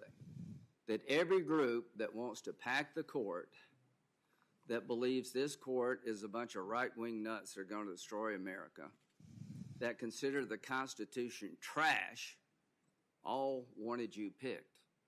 And this is all I can say, is the fact that so many of these left-wing radical groups that would destroy the law as we know it declared war on Michelle Childs and supported you is problematic for me. Thank you. Thank you, Senator Graham. Let me mention a few points here. Congressman Jim Clyburn was a strong supporter of Michelle Childs, and now I believe he is publicly supporting your nomination. And Michelle Childs has been nominated by President Biden to be a circuit judge, and she will be considered by this committee as quickly as possible. On the issue of Guantanamo, there are currently 39 Guantanamo detainees remaining. The annual budget for Guantanamo is $540 million per year. which means each of these detainees is being held at the expense of $12 or $13 million per year. If they would be incarcerated at Florence, Colorado, the Supermax prison, federal prison, the amount would be dramatically less. Since 9/11, nearly 1,000 convicted in the United States on terrorism charges. Since 2009, with the beginning of the Obama administration, the recidivism rate of Guantanamo detainees released is 5%. Mr. Chairman, according to the Director of National Intelligence, is 31%. Somebody is wrong here. If you're going to talk about what I said, I'm going to respond to what you said. If we close Gitmo and move them to Colorado, do you support indefinite detention under the law of war for these detainees? I would just say I'm giving the facts. And The answer is no. I want to make sure that it's clear. The 31% you referred to goes back to the year 2009? 2000. What does it matter when it goes back to? We had them and they got loose and they started killing people. Well, I could just say that. If you're one of the people killed in 2005, does it matter to you when we release them? Suggest that a president of your own party released him in. I'm suggesting the creating that system has danger. failed miserably, and advocates to change this system, like she was advocating, would destroy our ability to protect this country. We're at war. We're not fighting a crime. This is not some passage of time event. As long as they're dangerous, I hope they all die in jail if they're going to go back and kill Americans. It won't bother me one bit if 39 of them die in prison. That's a better outcome than letting them go. And if it costs $500 million to keep them in jail, keep them in jail, because they're going to go back to the fight. Look at the friggin' Afghan government. It's made up of former detainees at Gitmo. This whole thing by the left about this war ain't working. Let me also note that Larry Thompson, who served as Deputy Attorney General under President George W. Bush, Oren Kerr, Special Counsel, Viet Den, who served as Assistant Attorney General for Legal Policy in the George W. Bush administration, John Bellinger, and former D.C. Circuit Judge, Solicitor General, and Independent Counsel Ken Starr were also prominent conservative lawyers signing a letter defending attorneys who represented Guantanamo Bay detainees. I don't believe that we should associate that activity as being inconsistent with our constitutional values. We are going to at this point recognize Senator Feinstein and then take a break after she has completed her questioning. Senator Feinstein. Thank you very much, Mr. Chairman, and I just would like to compliment the witness. I think you're doing very well, and as you can see, this is a bit of a tough place. So, Judge, one of the issues that I often discuss with nominees, particularly to the Supreme Court, is the issue of abortion. I've asked the three most recent Supreme Court nominees about this issue, and so I'd like to discuss it a bit with you today. In 2017, I asked Justice Gorsuch about this during his confirmation hearing. I asked him to expand on a comment he had made about his belief that precedent is important because it adds stability to the law. In response, Justice Gorsuch reiterated his belief that precedent is important because, and I quote, once a case is settled, that adds to the determinacy of the law, end quote. He also stated that Roe has been reaffirmed many times. I also spoke with Judge Kavanaugh about this issue in 2018. I asked him whether he believes that Roe was settled wrong, and if so, whether it was correctly settled. Justice Kavanaugh said that Roe, quote, is settled as a precedent of the Supreme Court, end quote. He said that Roe, quote, has been reaffirmed many times over the past 45 years, and most prominently, most importantly, reaffirmed in Planned Parenthood v. Casey, end quote. And he described Casey as having the value of a precedent on precedent, end quote. I most recently spoke about this issue with Justice Barrett in 2020. I asked her whether she agreed with Justice Scalia's view that Roe was wrongly decided. She committed to, quote, obey all the rules of stare decisis, end quote, if faced with the question of whether to overrule Casey. she said she had, quote, no agenda to try to overrule Casey, end quote. So here's the question. Do you agree with Justice Kavanaugh that Roe v. Wade is settled as a precedent? And will you, like Justice Barrett, commit to obey all the rules of stare decisis in cases related to the issue of abortion, end quote? Thank you, Senator. I do agree with both Justice Kavanaugh and Justice Barrett on this issue. Roe and Casey are the settled law of the Supreme Court concerning the right to terminate a woman's pregnancy. They have established a framework that the court has reaffirmed, and in order to revisit, as Justice Barrett said, the Supreme Court looks at various factors because stare decisis is a very important principle. It provides and establishes predictability, stability. It also serves as a restraint in this way on the exercise of judicial authority, because the court looks at whether or not precedents are relied upon, whether they're workable, in addition to whether or not they're wrong, and other factors as well. So I agree with both of those statements that you read. Well, let me add one to that, and then we'll move on. I'm particularly interested in the case of Roe v. Wade. Roe was decided by nearly 50 years ago, and it's been reaffirmed over a dozen times since then. So my question is this: does Roe v. Wade have the status of being a case that is a super precedent? And what other Supreme Court cases do you believe have that status? Well, Senator, all Supreme Court cases are precedential, they're binding, and their principles and their rulings have to be followed.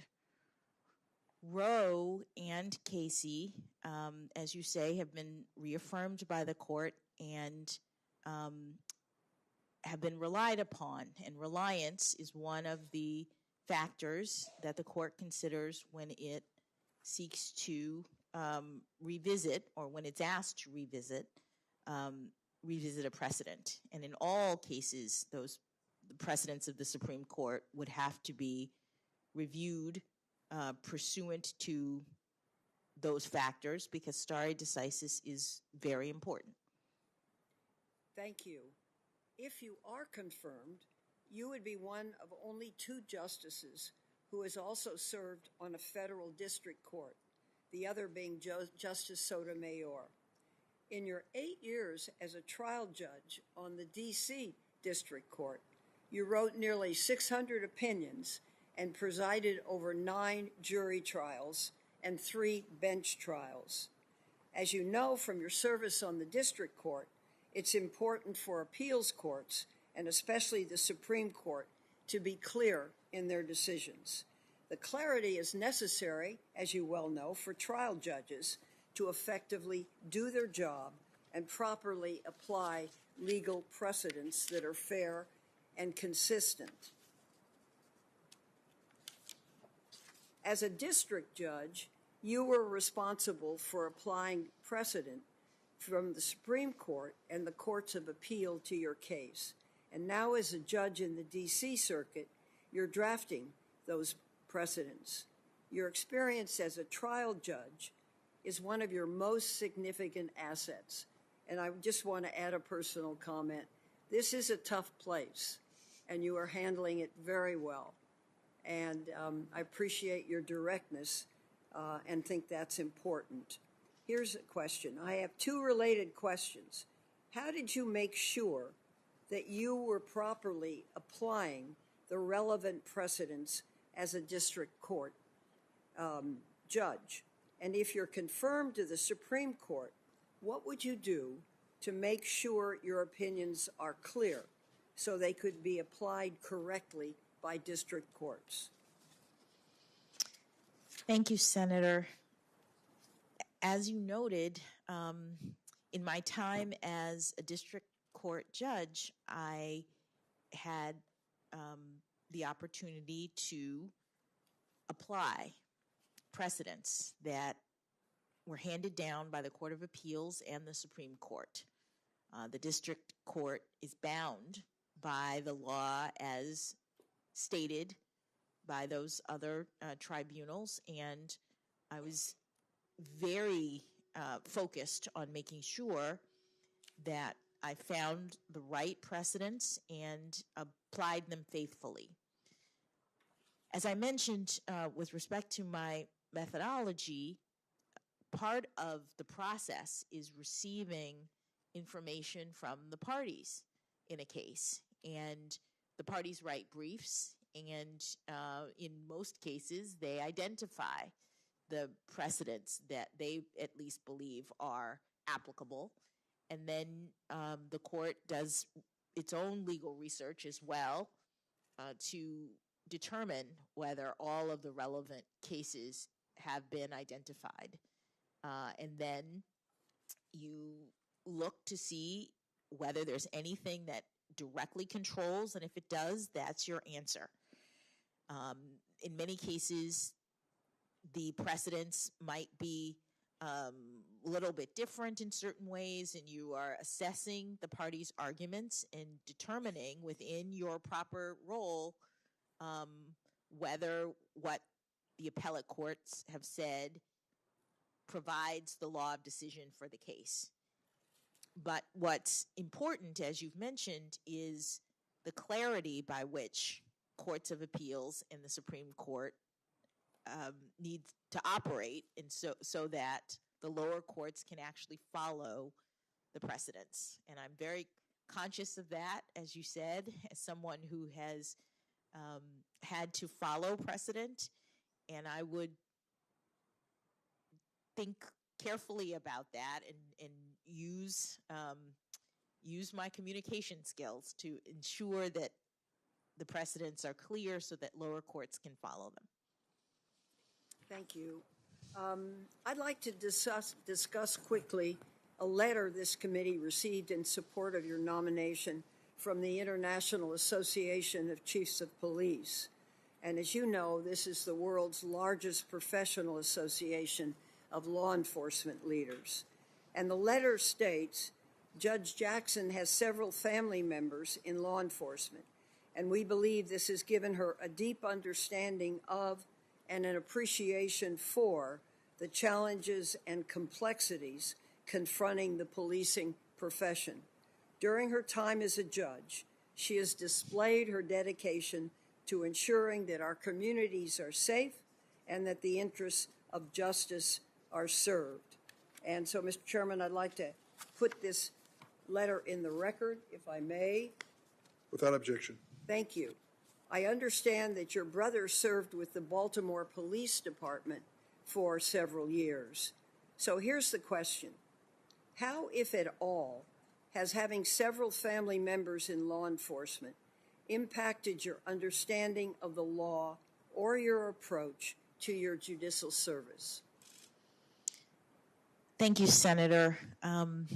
Some of my earliest memories, in addition to my father at the kitchen table with his law books, were of my uncles. Two of my uncles were career law enforcement, and one was a detective, uniformed detective. One was City of Miami Police Department officer, patrol officer for a long time before he became the chief.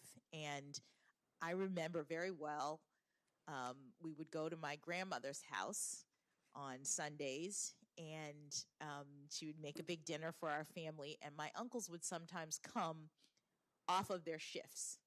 So I see in my mind their uniforms coming in, and they would always, they'd be carrying their weapons, and they'd take them off and put them way up high on the china cabinet so the kids couldn't get to them. And I remember feeling very proud of them and the service that they provided. And I think it's probably what led my brother, who is 10 years younger than I am, to decide that after he graduated from college, he would want to also be in law enforcement. So I'm very familiar with law enforcement, the important service that they provide, the perils of being out on the street, protecting and serving, and having a family that cares about you and worries about your safety. And so this is not something that is unfamiliar, and I'm very gratified by the support of the group that you mentioned and other law enforcement groups as I go through this process. I joined this committee in January of 1993, and a few months later we considered the nomination of Ruth Bader Ginsburg to the Supreme Court. Justice Ginsburg's confirmation made her only the second woman to ever serve on the Supreme Court after Justice Sandra Day O'Connor.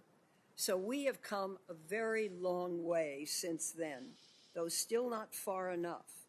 Women now make up about 35% of active judges on the federal district bench and 37% of active judges on the federal appeals courts. Judge Jackson, if confirmed, you would become the sixth woman to ever serve on the Supreme Court. You would join Justices Sotomayor, Kagan, and Barrett on the bench. This would be the nearest we have ever come to gender equity on the Supreme Court. There would be 4 women on a court with 9 justices.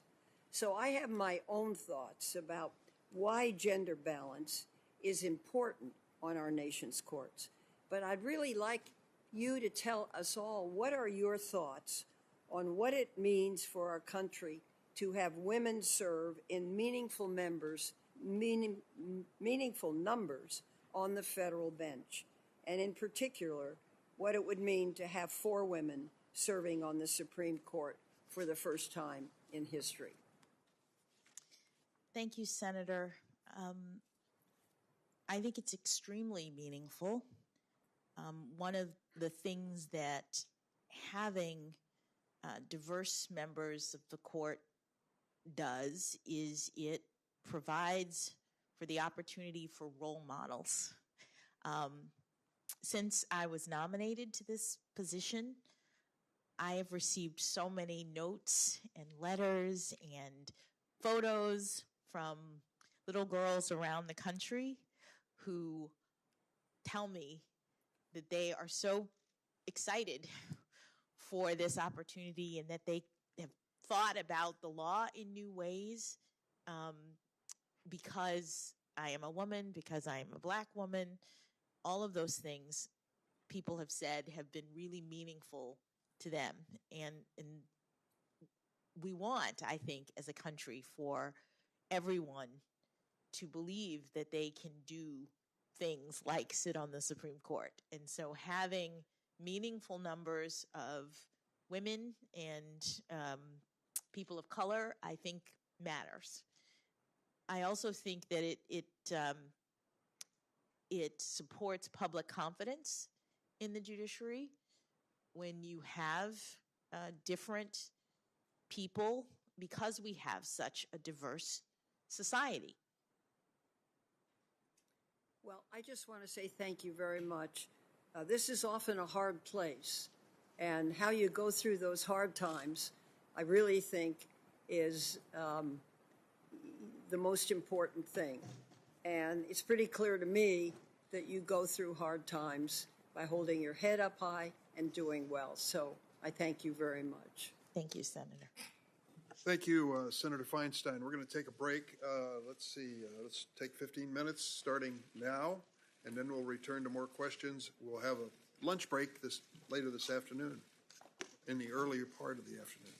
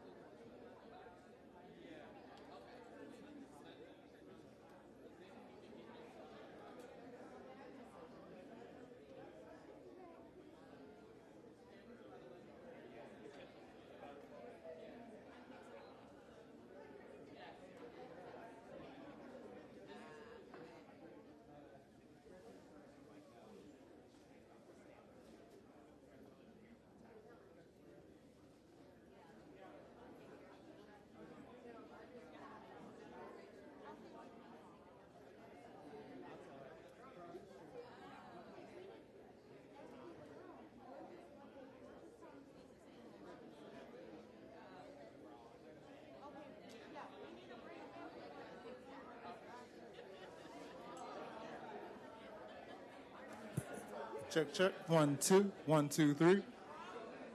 Hey, hey.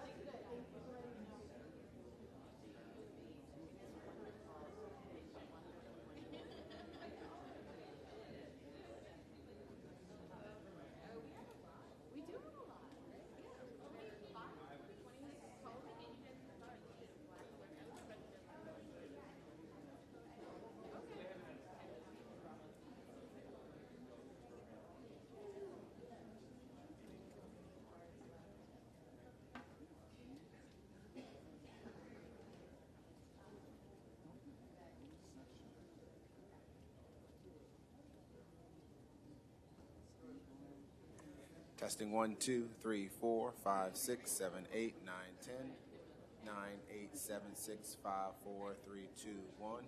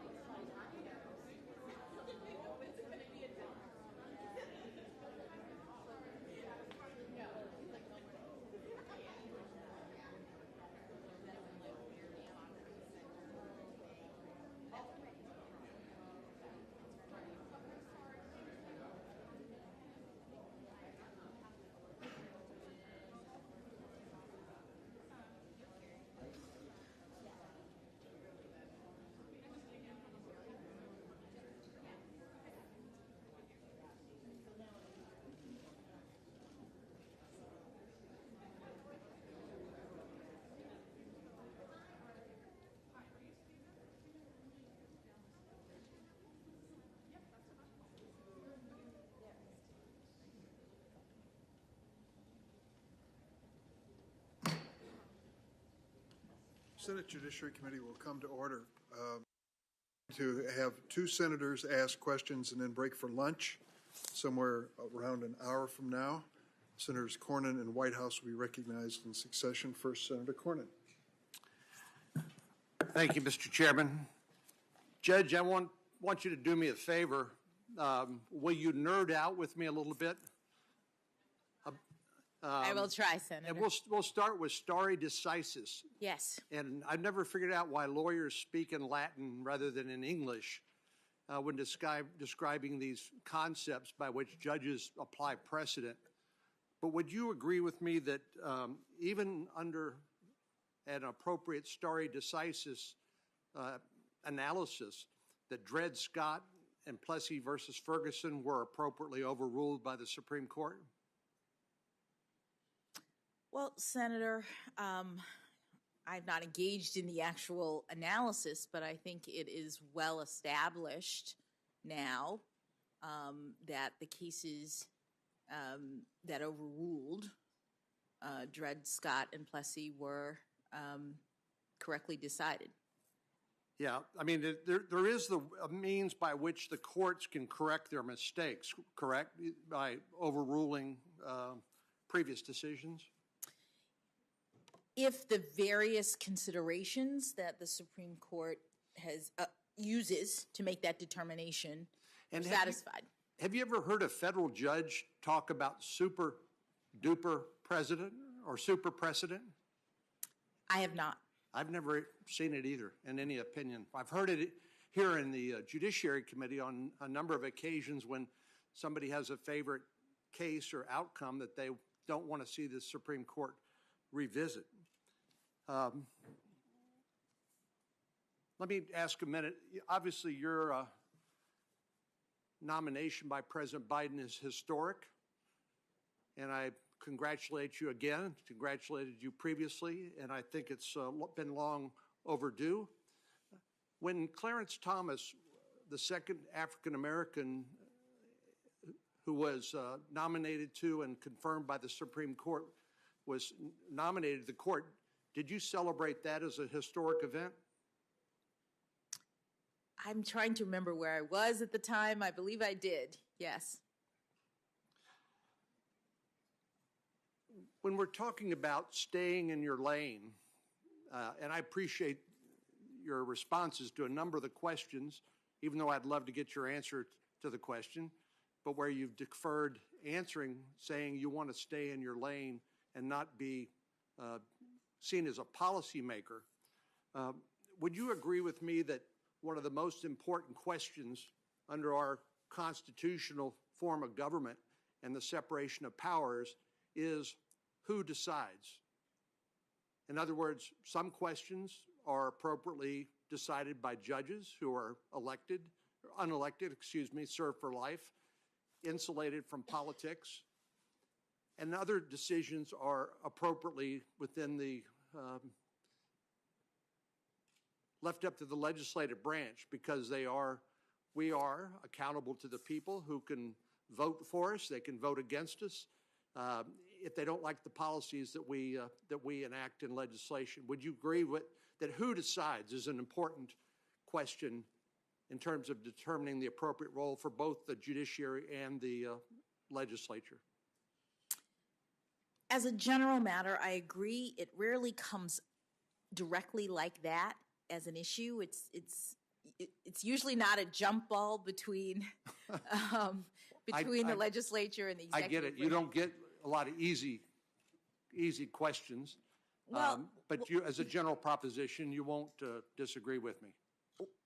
What I'd say is that the courts are properly tasked with resolving legal questions. And that, cases or controversies, right? Exactly, in every case. And Congress is not similarly constrained. We can pass broad policies, comprehensive legislation, changing policy, but the difference is, one of the differences is the voters can unelect us if they don't like what we're doing. That is true. I want to ask you, did you study under Lawrence Tribe when you were at Harvard? I did not. Well, as you know, Justice Breyer, your mentor, wrote a little book called Active Liberty. And Lawrence Tribe, who was formerly a law professor at Harvard, wrote a review of that book in the New York Times Review of Books, and the title of it is Politicians in Robes. Are you familiar with that article? I'm not. Well, in the article, Professor Tribe accuses Justice Breyer of engaging in what he calls a noble lie. And he said, he talks about the morality of resorting to falsehoods and delusions to conceal, usually from the masses, but sometimes from oneself, the truths whose revelation would wreak havoc or at least do more harm than good. Professor Tribe goes on in criticizing Justice Breyer's book. He says, in his stubborn avowal that the court, even with its current far-right supermajority, remains an apolitical body, he perpetuates a lie that is anything but noble. You've talked about staying in your lane, not making policy decisions, not being seen as political. Do you agree with Justice Breyer that, or with Professor Tribe? Senator, I believe that judges are not policymakers, that we have a constitutional duty to decide only cases and controversies that are presented before us, and within that framework, judges exercise their authority to interpret the law and not make the law. So you would agree with me that judges should not be politicians? Yes. Let me talk to you a little bit about some of the decisions that have been made by the Supreme Court over many years, starting perhaps with Dred Scott, that adopts the substantive due process argument to determine the constitutionality of various laws. Perhaps the most recent decision by the Supreme Court that was a dramatic departure from previous laws in the states and in the nation was the Obergefell case, which dealt with same-sex marriage. In the opinions that were written there, it was noted that here we are 234 years after the Constitution had been ratified, 135 years since the 14th Amendment had been ratified, that the Supreme Court articulated a new fundamental right, which is a right to same-sex marriage. You're familiar with that case, aren't you? I am. At the time, it was noted that 11 states, including the District of Columbia, had passed laws sanctioning same-sex marriage. But also at the same time, there were 35 states who put it on the ballot, and 32 of those states decided to maintain the traditional definition of marriage between a man and a woman. Do you agree with me that marriage is not simply a governmental institution, it's also a religious institution? Well, Senator, marriages are often performed in religious institutions. Well, you agree with me that many of the major religions that I can think of, and they're Christianity, Judaism, Islam, embrace a traditional definition of marriage, correct? I am aware that there are various religious faiths that define marriage in a traditional way. Do you see that when the Supreme Court makes a dramatic pronouncement about the invalidity of state marriage laws, that it will inevitably set in conflict between those who ascribe to the Supreme Court's edict and those who have a firmly held religious belief that marriage is between a man and a woman?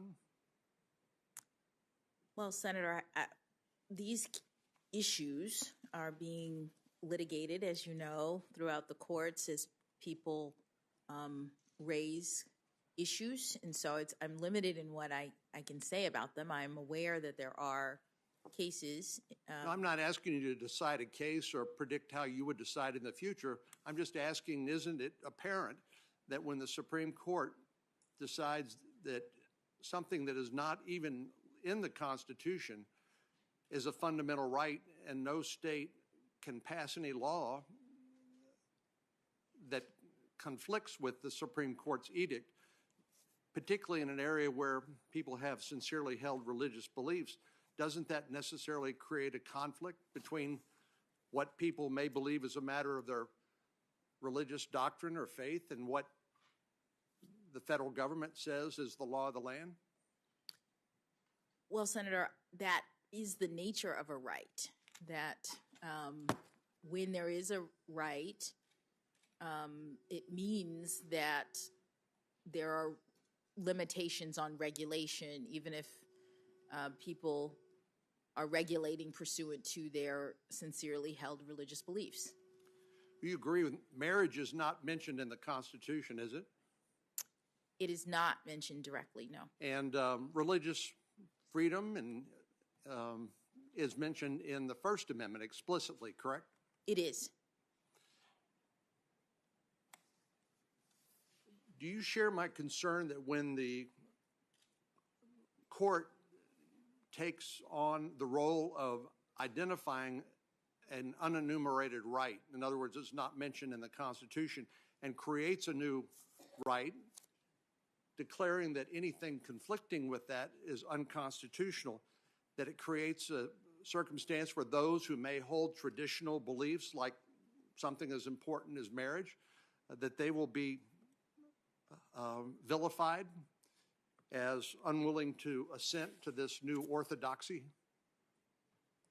So, Senator, I understand that concern, and because there are cases that are addressing these sorts of issues, I'm not in a position to comment about either my personal views or whether I'm not asking you to.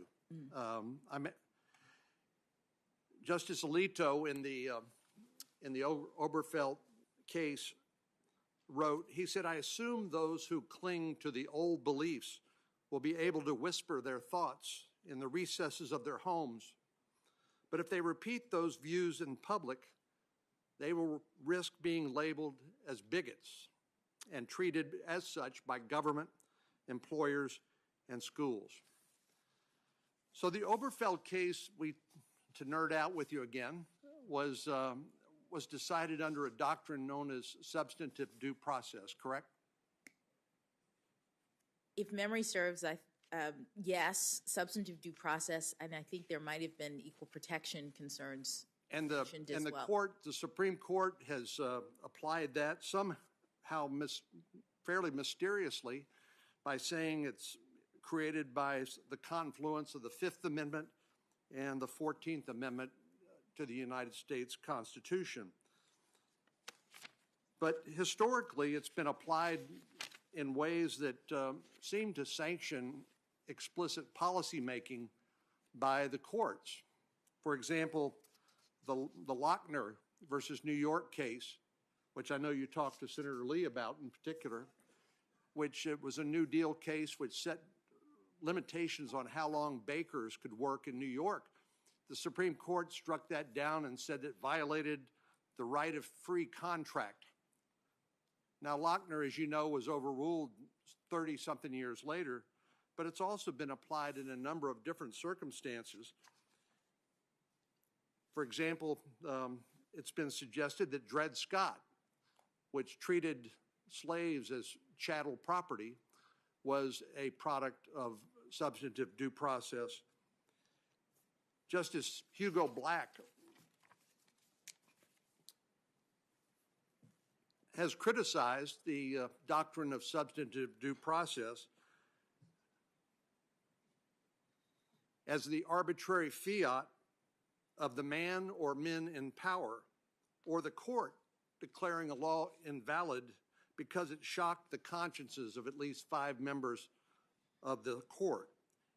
He went on to say this use of judicial review thus subverts the liberty of government by the people, overturning laws enacted by legislatures who are answerable to the electorate rather than a majority of the Supreme Court. Finally, he said, for the purpose of my question, he said the adoption of such a loose, flexible, uncontrolled standard for holding laws unconstitutional, if ever it is finally achieved, will amount to a great unconstitutional shift of power to the courts, which I believe, Justice Black that is, and am constrained to say will be bad for the courts and worse for the country.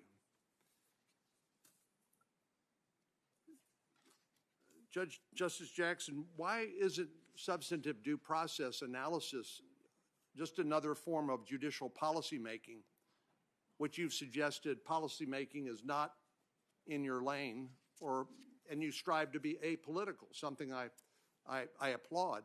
But why isn't substantive due process just another way for judges to hide their policymaking under the guise of interpreting the Constitution?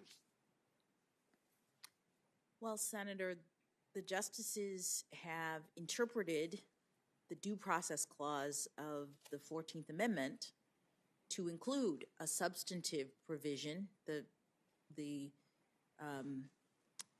rights to due process. They have interpreted that to mean not just procedural rights relative to government action, but also the protection of certain personal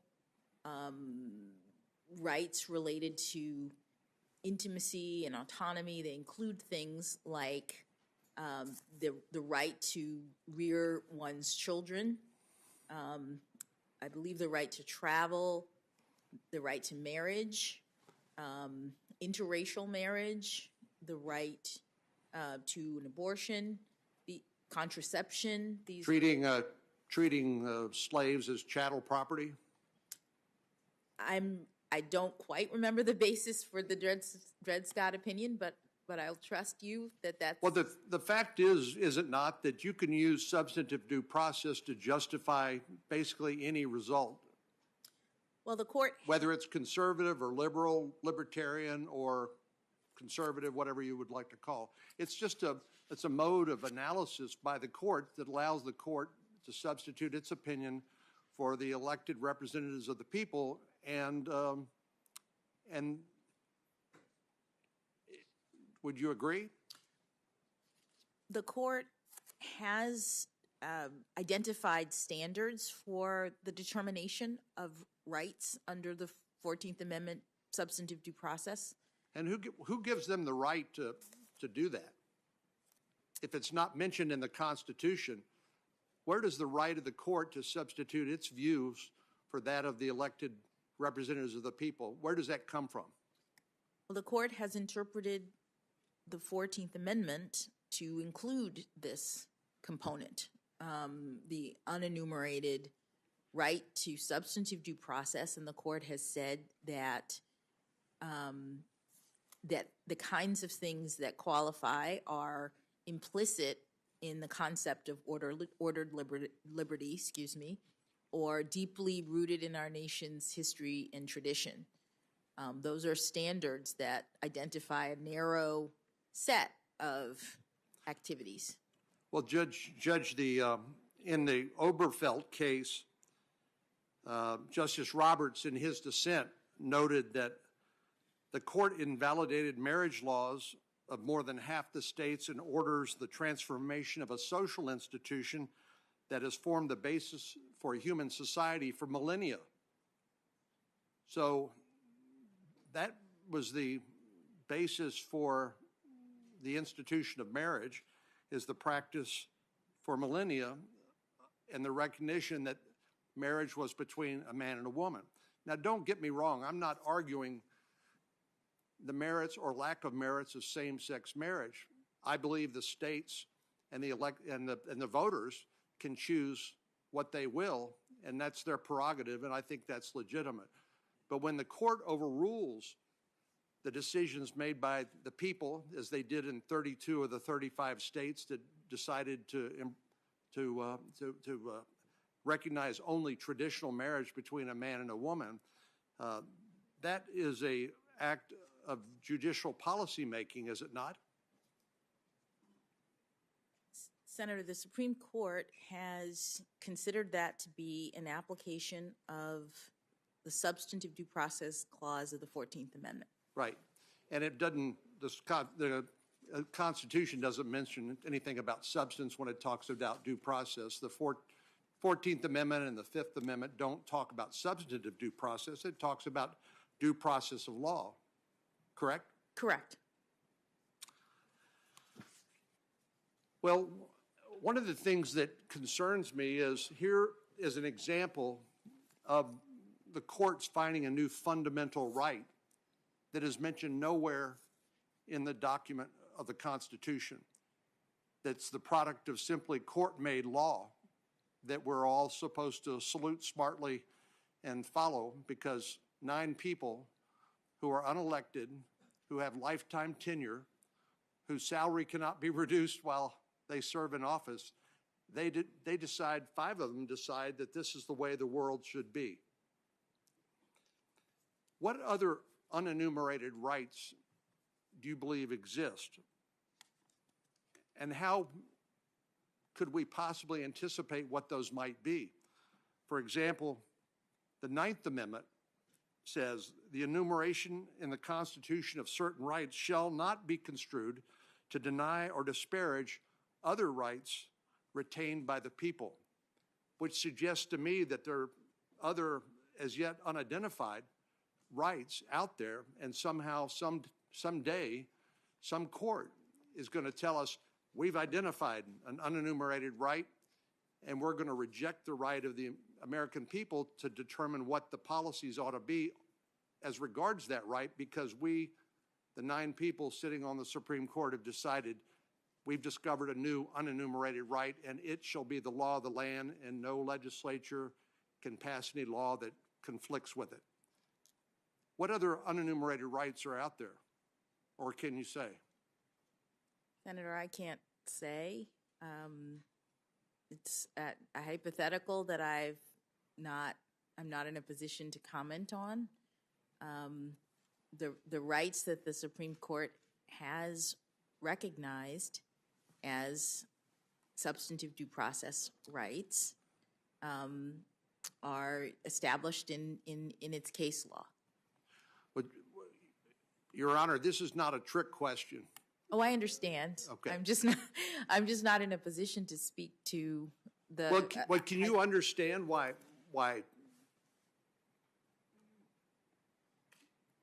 ordinary folks wonder,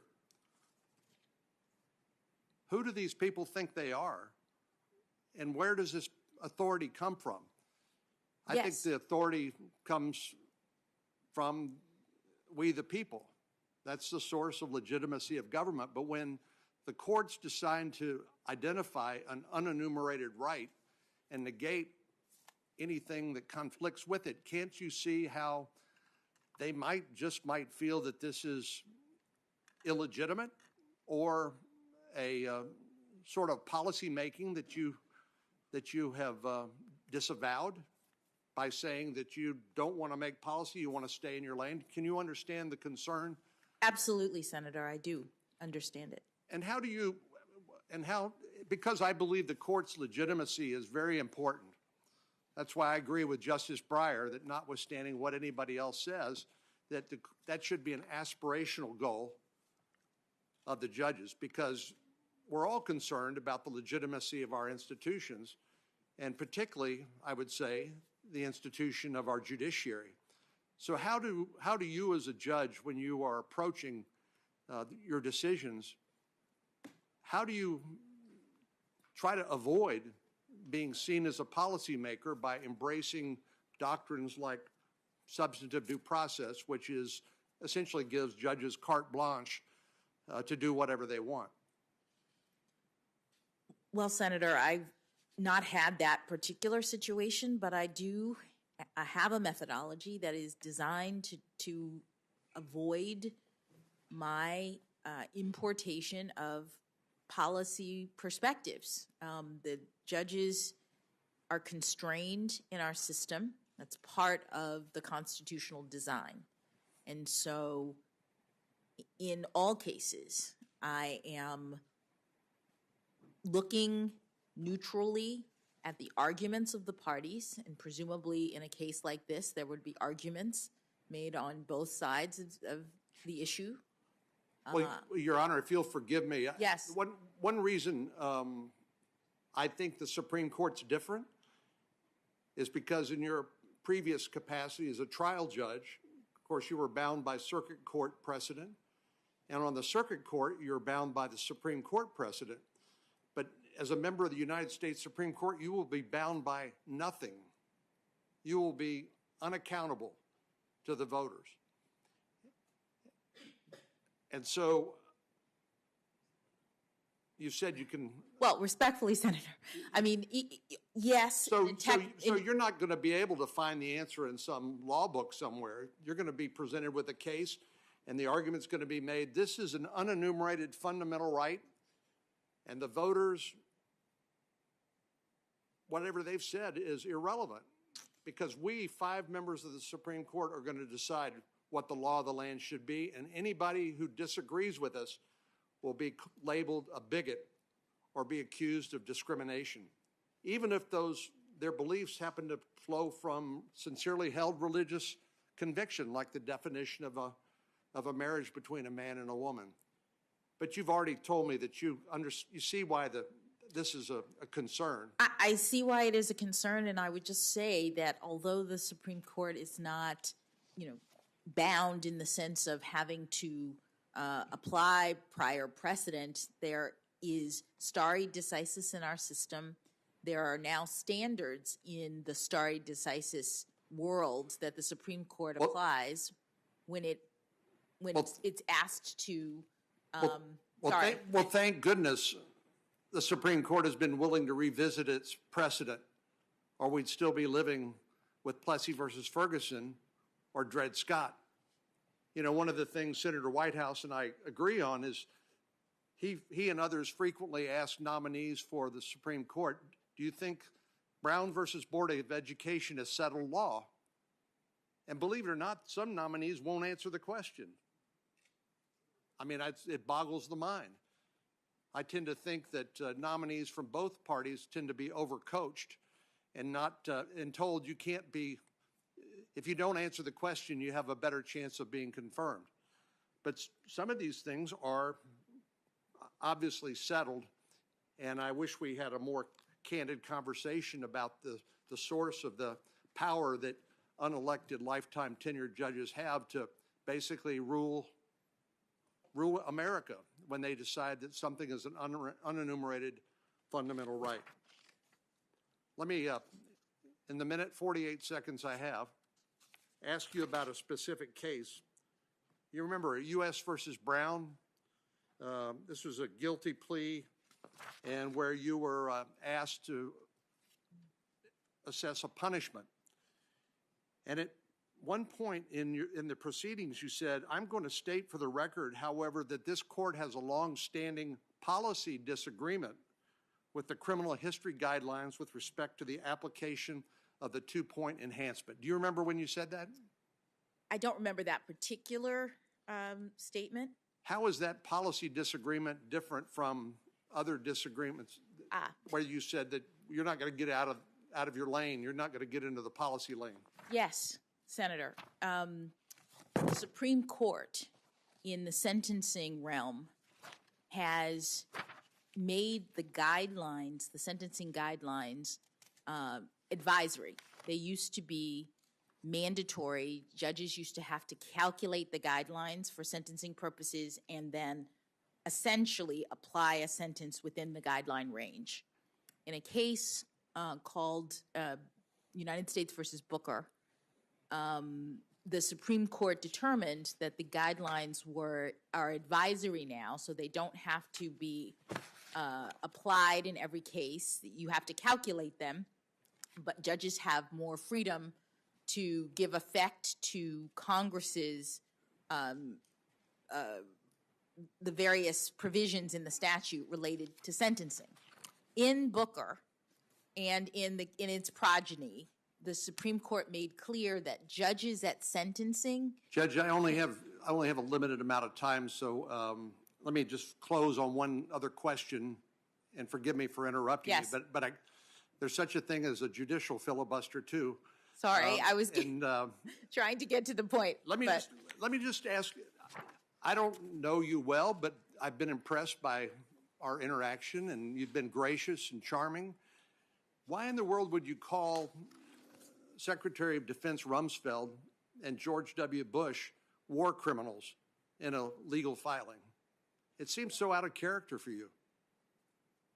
Senator, you may have been are you talking about briefs or habeas petitions that I filed? Talking about when you were representing a member of the Taliban, and the Department of Defense identified him as an intelligence officer for the Taliban, and you referred to the Secretary of Defense and the sitting President of the United States as war criminals.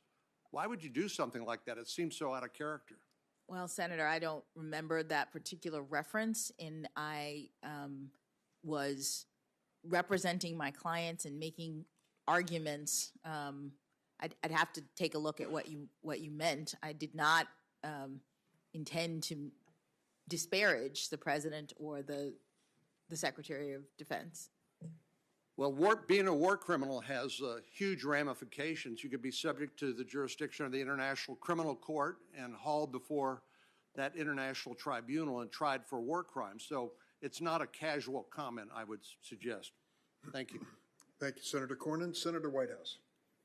Thank you, Chairman. Judge Jackson, good to be with you again. Good to be with you.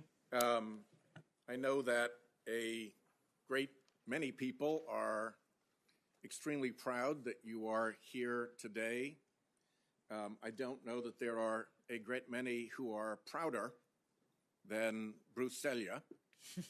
And so, with your permission, I'll take a moment and offer into the record some of his comments about you, and then maybe give you a chance to reciprocate with a word about him. But yesterday in my opening remarks, I mentioned the Boston Globe article in which Judge Selya said that about you, she is absolutely everything you would want in a Supreme Court justice.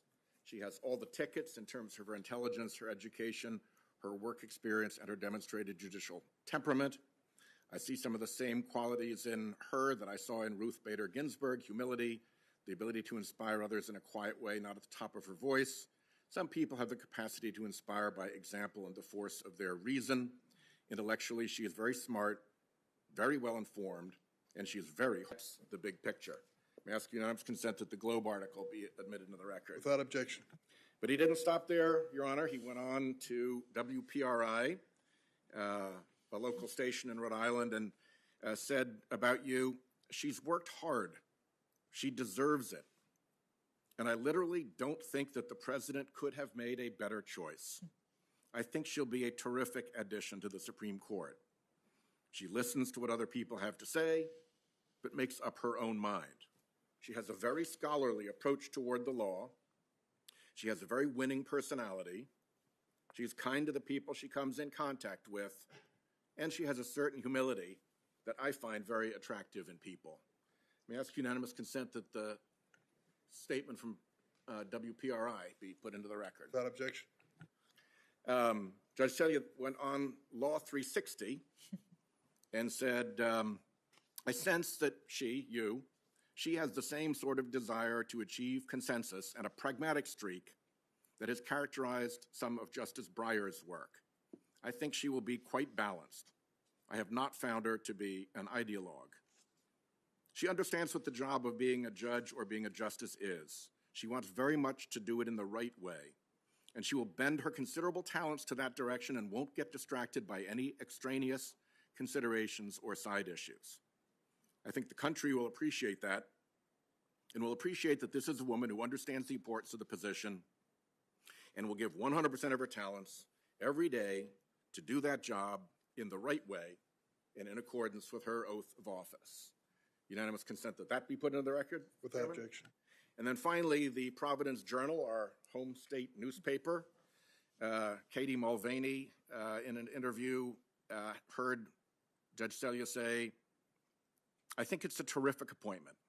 She's a very thoughtful person and wonderfully well qualified. I'm happy not only for her, but for the whole country. She listens well, she gets the whole picture, has great respect for the rule of law. I think she's got the whole package." Unanimous consent that that article be put in the record. Without objection. So, any reflections on Judge Selya? Oh, well, that was very moving. Thank you, Senator, for reading his lovely remarks. It's exactly who I know Judge Selya to be, always eloquent, always insightful, and I'm so flattered by his admiration, because he is someone that I have admired my entire professional life. He taught me how to look at issues very carefully, how to write in a lot of ways because of the way in which he's so fastidious with his opinions. And he's been an extraordinary mentor and role model for me.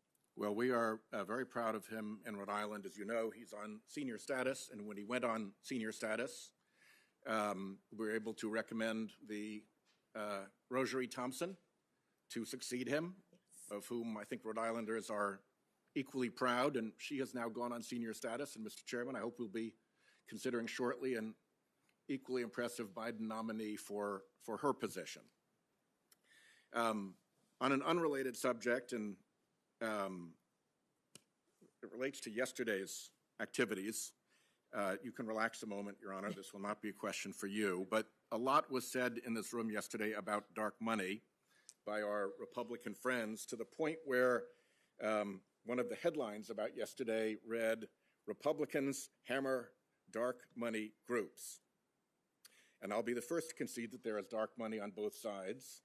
And I hope very much we can get rid of it on both sides shortly by legislation. But there is a difference, I believe, between a dark money interest rooting for someone and right-wing dark money interests having a role in actually picking the last 3 Supreme Court justices. Now, how do we know that they had a role in doing that? Well, we know because everybody involved said so. It was pretty straightforward stuff. President Trump said we're going to have great judges, conservative, all picked by the Federalist Society. That's pretty plain. Senator Orrin Hatch, the former chairman, was asked, some have accused President Trump of outsourcing his judicial selection process to the Federalist Society. I say, damn right. The co-founder of the Federalist Society said that the administration is relying on the Federalist Society to come up with qualified nominees. And then Don McGahn, who ran the operation for Trump in the White House, said, "I've been a member of the Federalist Society since law school, still am, so frankly it seems like that role has been insourced." So there's pretty clear and pretty broad agreement that that selection process took place out of the public eye, and it appears to have been informed heavily by dark money interests. They were not alone in saying this. Here's Laura Ingraham on Fox News, concerned about abortion cases coming up before the court. "We have 6 Republican appointees on this court. After all the money that's been raised, the Federalist Society, all these big fat cat dinners, if this court with 6 justices cannot do the right thing, then I think it's time to circumscribe the jurisdiction of this court. That's the way to change things finally." So we have people who are in a position to know what was going on behind the scenes describing the 6 Republican appointees on the court who got there after all the money that has been raised, the Federalist Society, and all these big fat cat dinners and threatening that if they don't do what she considers to be the right thing, they'll be punished by circumscribing the jurisdiction of the court. That's pretty big talk, but it's backed up by pretty big dollars. If you go back to before this enterprise got underway, the money that came into the Federalist Society from what's called Donors Trust, which has been described as the dark money ATM of the right, a Koch brothers affiliated operation. Back, say, in 2002, it got $5,000. No big deal. By 2019, when this operation was in full swing, it got $7 million. We don't know who the real donor was because that's the job of Donors Trust, is to de-identify the donor, to launder the identity off the donation so you can't connect the dots any longer.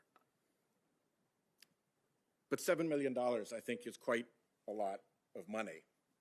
And unfortunately, the Federalist Society was not alone. Right down the hallway is something called the Judicial Crisis Network. Its office is on the same hallway as the Federalist Society in the downtown Washington building, although JCN's website and tax filings list a mailing address at a different location, an address shared by multiple companies. And right down that hallway at that Judicial Crisis Network, there's even more money pouring. And here's how much poured into the last 3 nominations via the Judicial Crisis Network. $21 million related in time to the Gorsuch nomination, $17 million to the Kavanaugh nomination, $14 million to the Barrett nomination. And of course, we don't know who the actual donor is. Could be the same donor, who knows? And because we don't know who the donor is, we don't know what business they might have had before the court. And I think it matters when people are seeking to influence the makeup of the court that the public understand what business they may have before the court. And anonymity hides all of that. And they didn't stop with the Trump nominees. They got up on the air, a dark money group using dark money to accuse Biden's Supreme Court nominee, at that point a player to be named later. Judge Jackson had not been selected at this point, of being a tool or stooge of liberal activist dark money. This is a screenshot from their advertisement paid for by the Judicial Crisis Network. So it's worth understanding for a moment what the Judicial Crisis Network is and where it lies. And it lies in a network of organizations. The prevailing way that political mischief is accomplished these days is with a paired 501c3 and 501c4 organization. The 501c3 gets the tax deduction, the 501c4 gets to participate in political activity.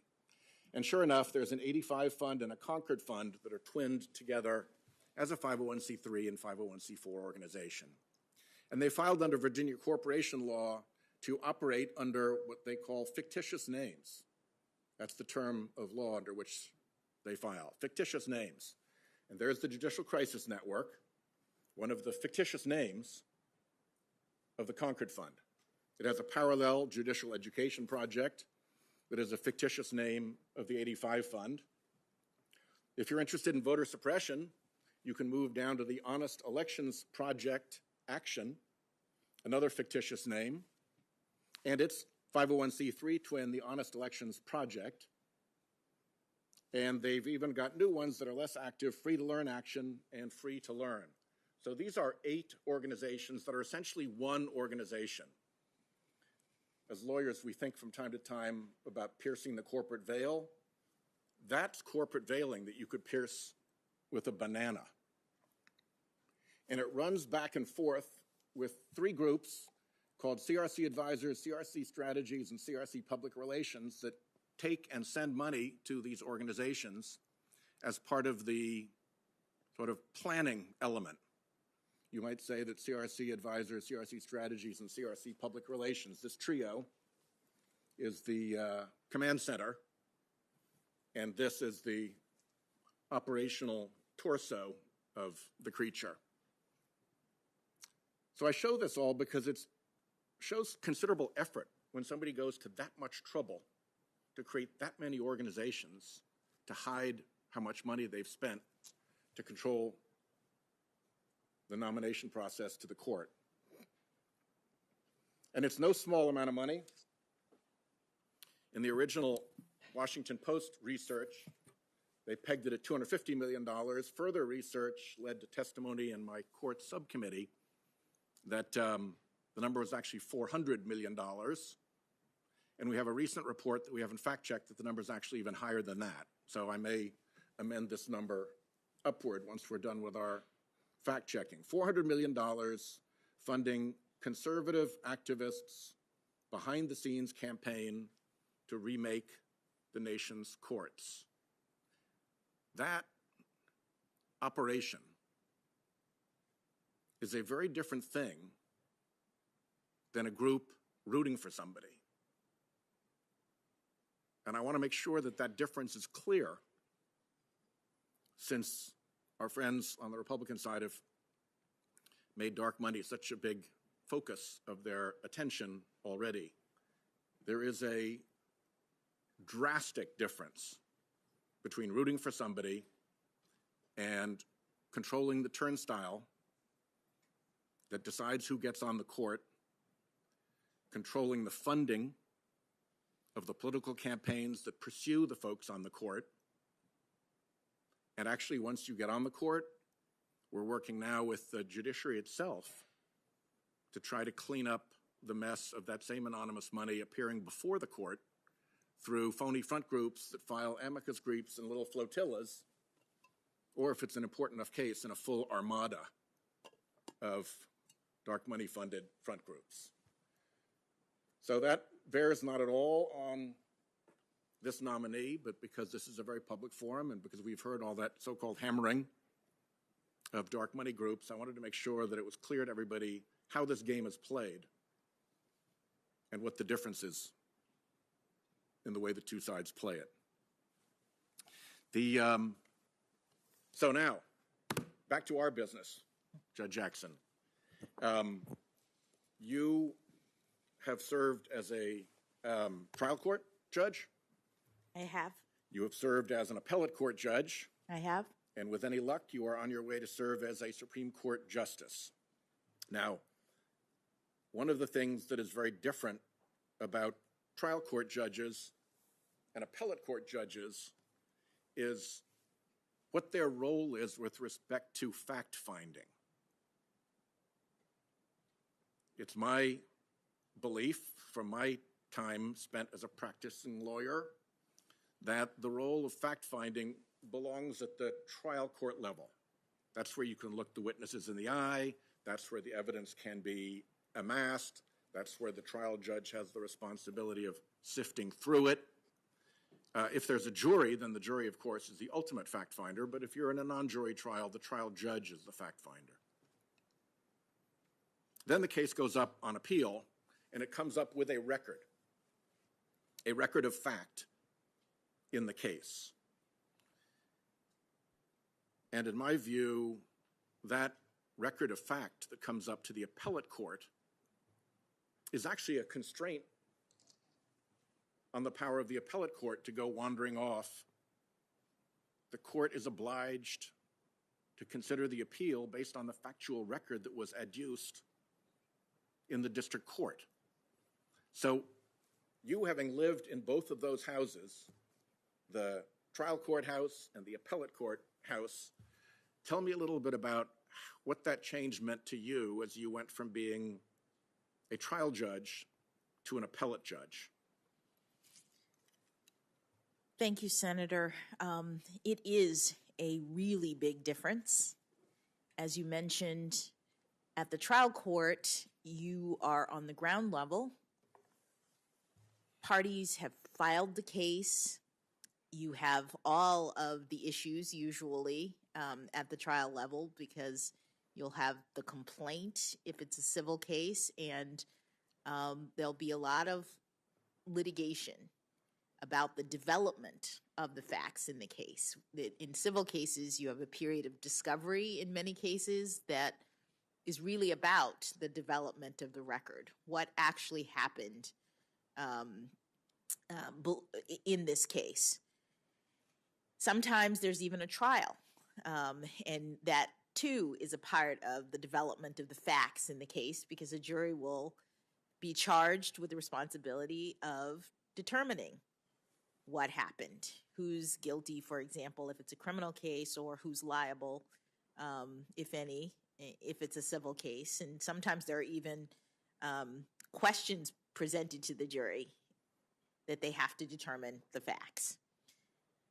At the appellate level, as you said, there is already a record, and the court is looking primarily at the law, the legal principles that guided the decision below based on the factual record. And importantly, at the appellate level, there are standards of review that the Court of Appeals applies when it decides how to review whether or not to reverse or affirm the judgment of the lower court. And I've been very mindful, especially as a trial judge, of the standards of review. When I was prepping lawyers for oral argument before appellate courts, I would often say, please don't quarrel with the facts unless you have a knockdown case, because if you want to get the appellate court to relitigate the facts, you're up against the harshest standard of review available, the clearly erroneousness test. And clear error is no small thing.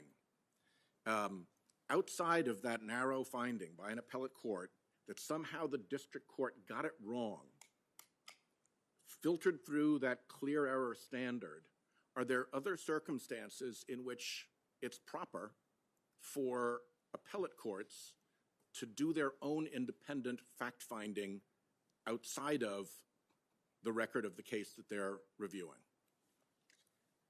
I am not aware of any. There may be, but in my experience, the fact-finding is done at the trial level. The Court of Appeals only looks at facts under standards like clear error. And so therefore, the record is usually set and established by the time you get to the Court of Appeals. Yeah. And I think that it's actually one of the constraints on the judiciary that they don't get to go and do free-range fact-finding. They have to be tethered to the record of the actual case before them. It's related to the case or controversy requirement. That is correct, Senator. And in that regard, civil juries are, I think, something that Americans have prided themselves on for a long time.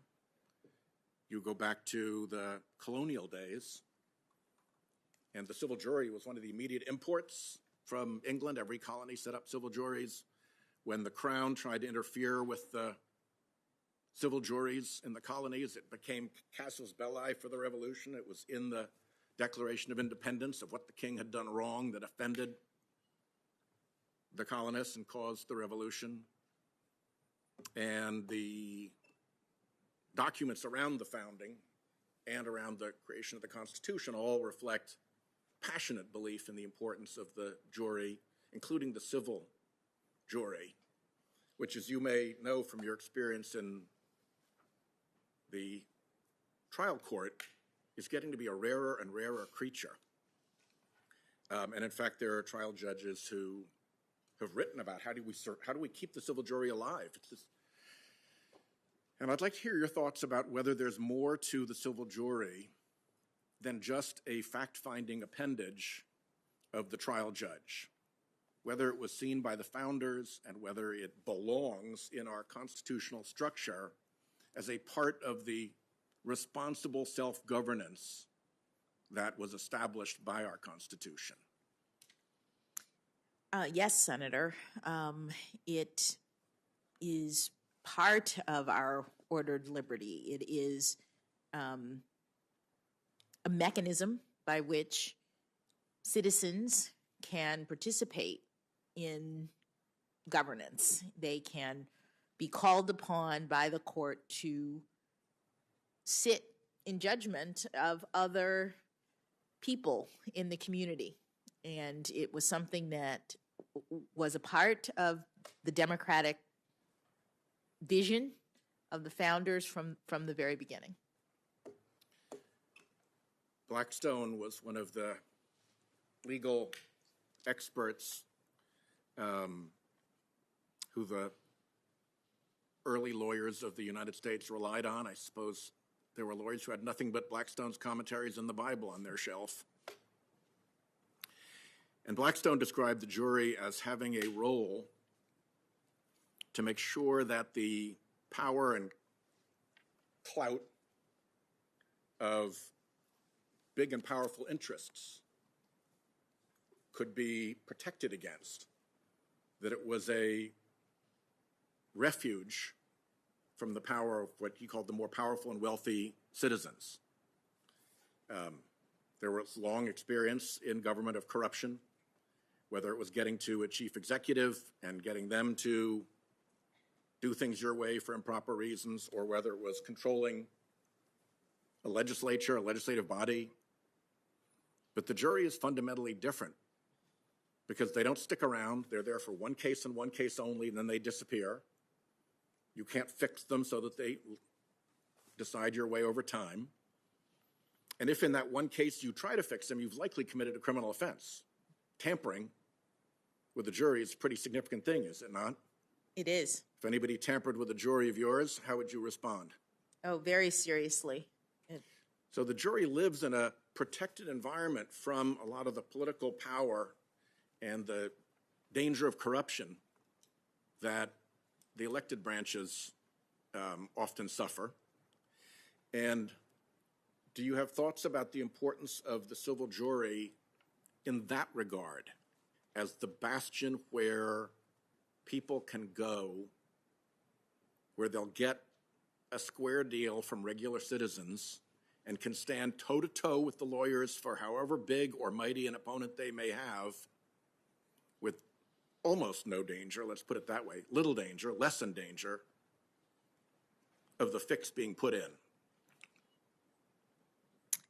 Well, certainly the jury system is designed in that manner, that citizens are brought in from the community. When we pick juries, we ask as judges, do any of you in this pool have any connection to anyone? You know, I've So you screen them for conflicts of interest? You screen them heavily. That's part of the what we call the voir dire, the sort of. We don't do that with people who come to Congress.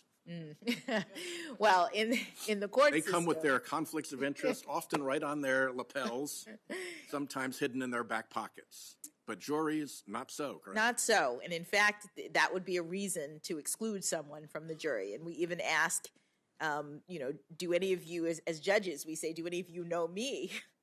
And if you do, you'll have to let me know and be removed.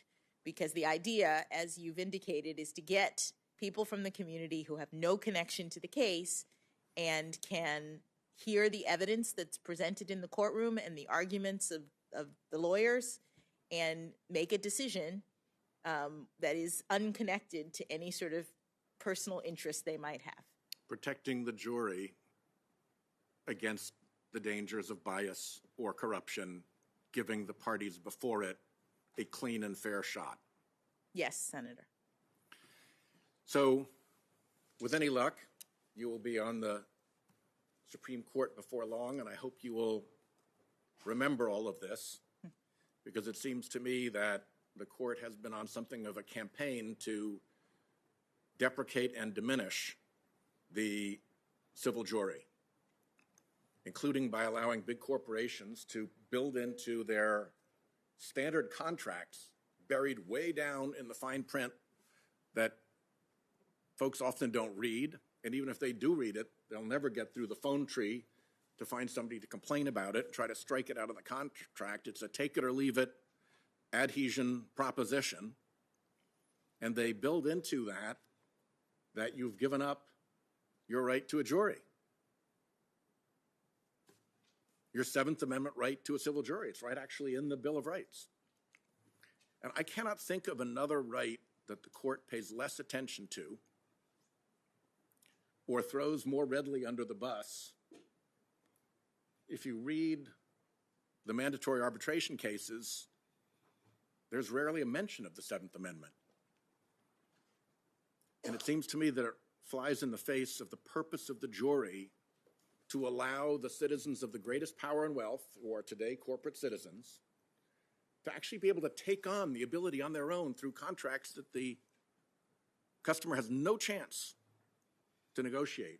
The employee has no chance to negotiate, to actually take away that right that was at the heart of our founding without a squeak of objection or even notice by the court. And I think it's created a dramatic shift in power towards big corporations. And I think it has harmed innumerable employees and customers. So I am extremely happy that you have been able to answer these questions with such clarity about the role and the history and the value of the civil jury and its importance, not just as your fact-finding adjunct, but as an important part of our constitutional structure, part of our structured liberty as Americans. I wish you well. I'll see you again tomorrow. And thanks so much for your patience with all of us here today. Thanks, Senator Whitehouse. And let me just say a positive word to follow up. This committee, in the last few weeks, has passed legislation signed into law by President Biden, which in cases of sexual harassment provide that individuals who are complaining have the option of a jury trial, despite efforts to steer them into mandatory arbitration. It is the decision of the complainant, the venue that they will seek. I think that is a step in the right direction, and we've passed out of this committee on a bipartisan basis. And so I'd like to ask everyone to consider returning promptly at 1:30 for the much anticipated Senator Lee of Utah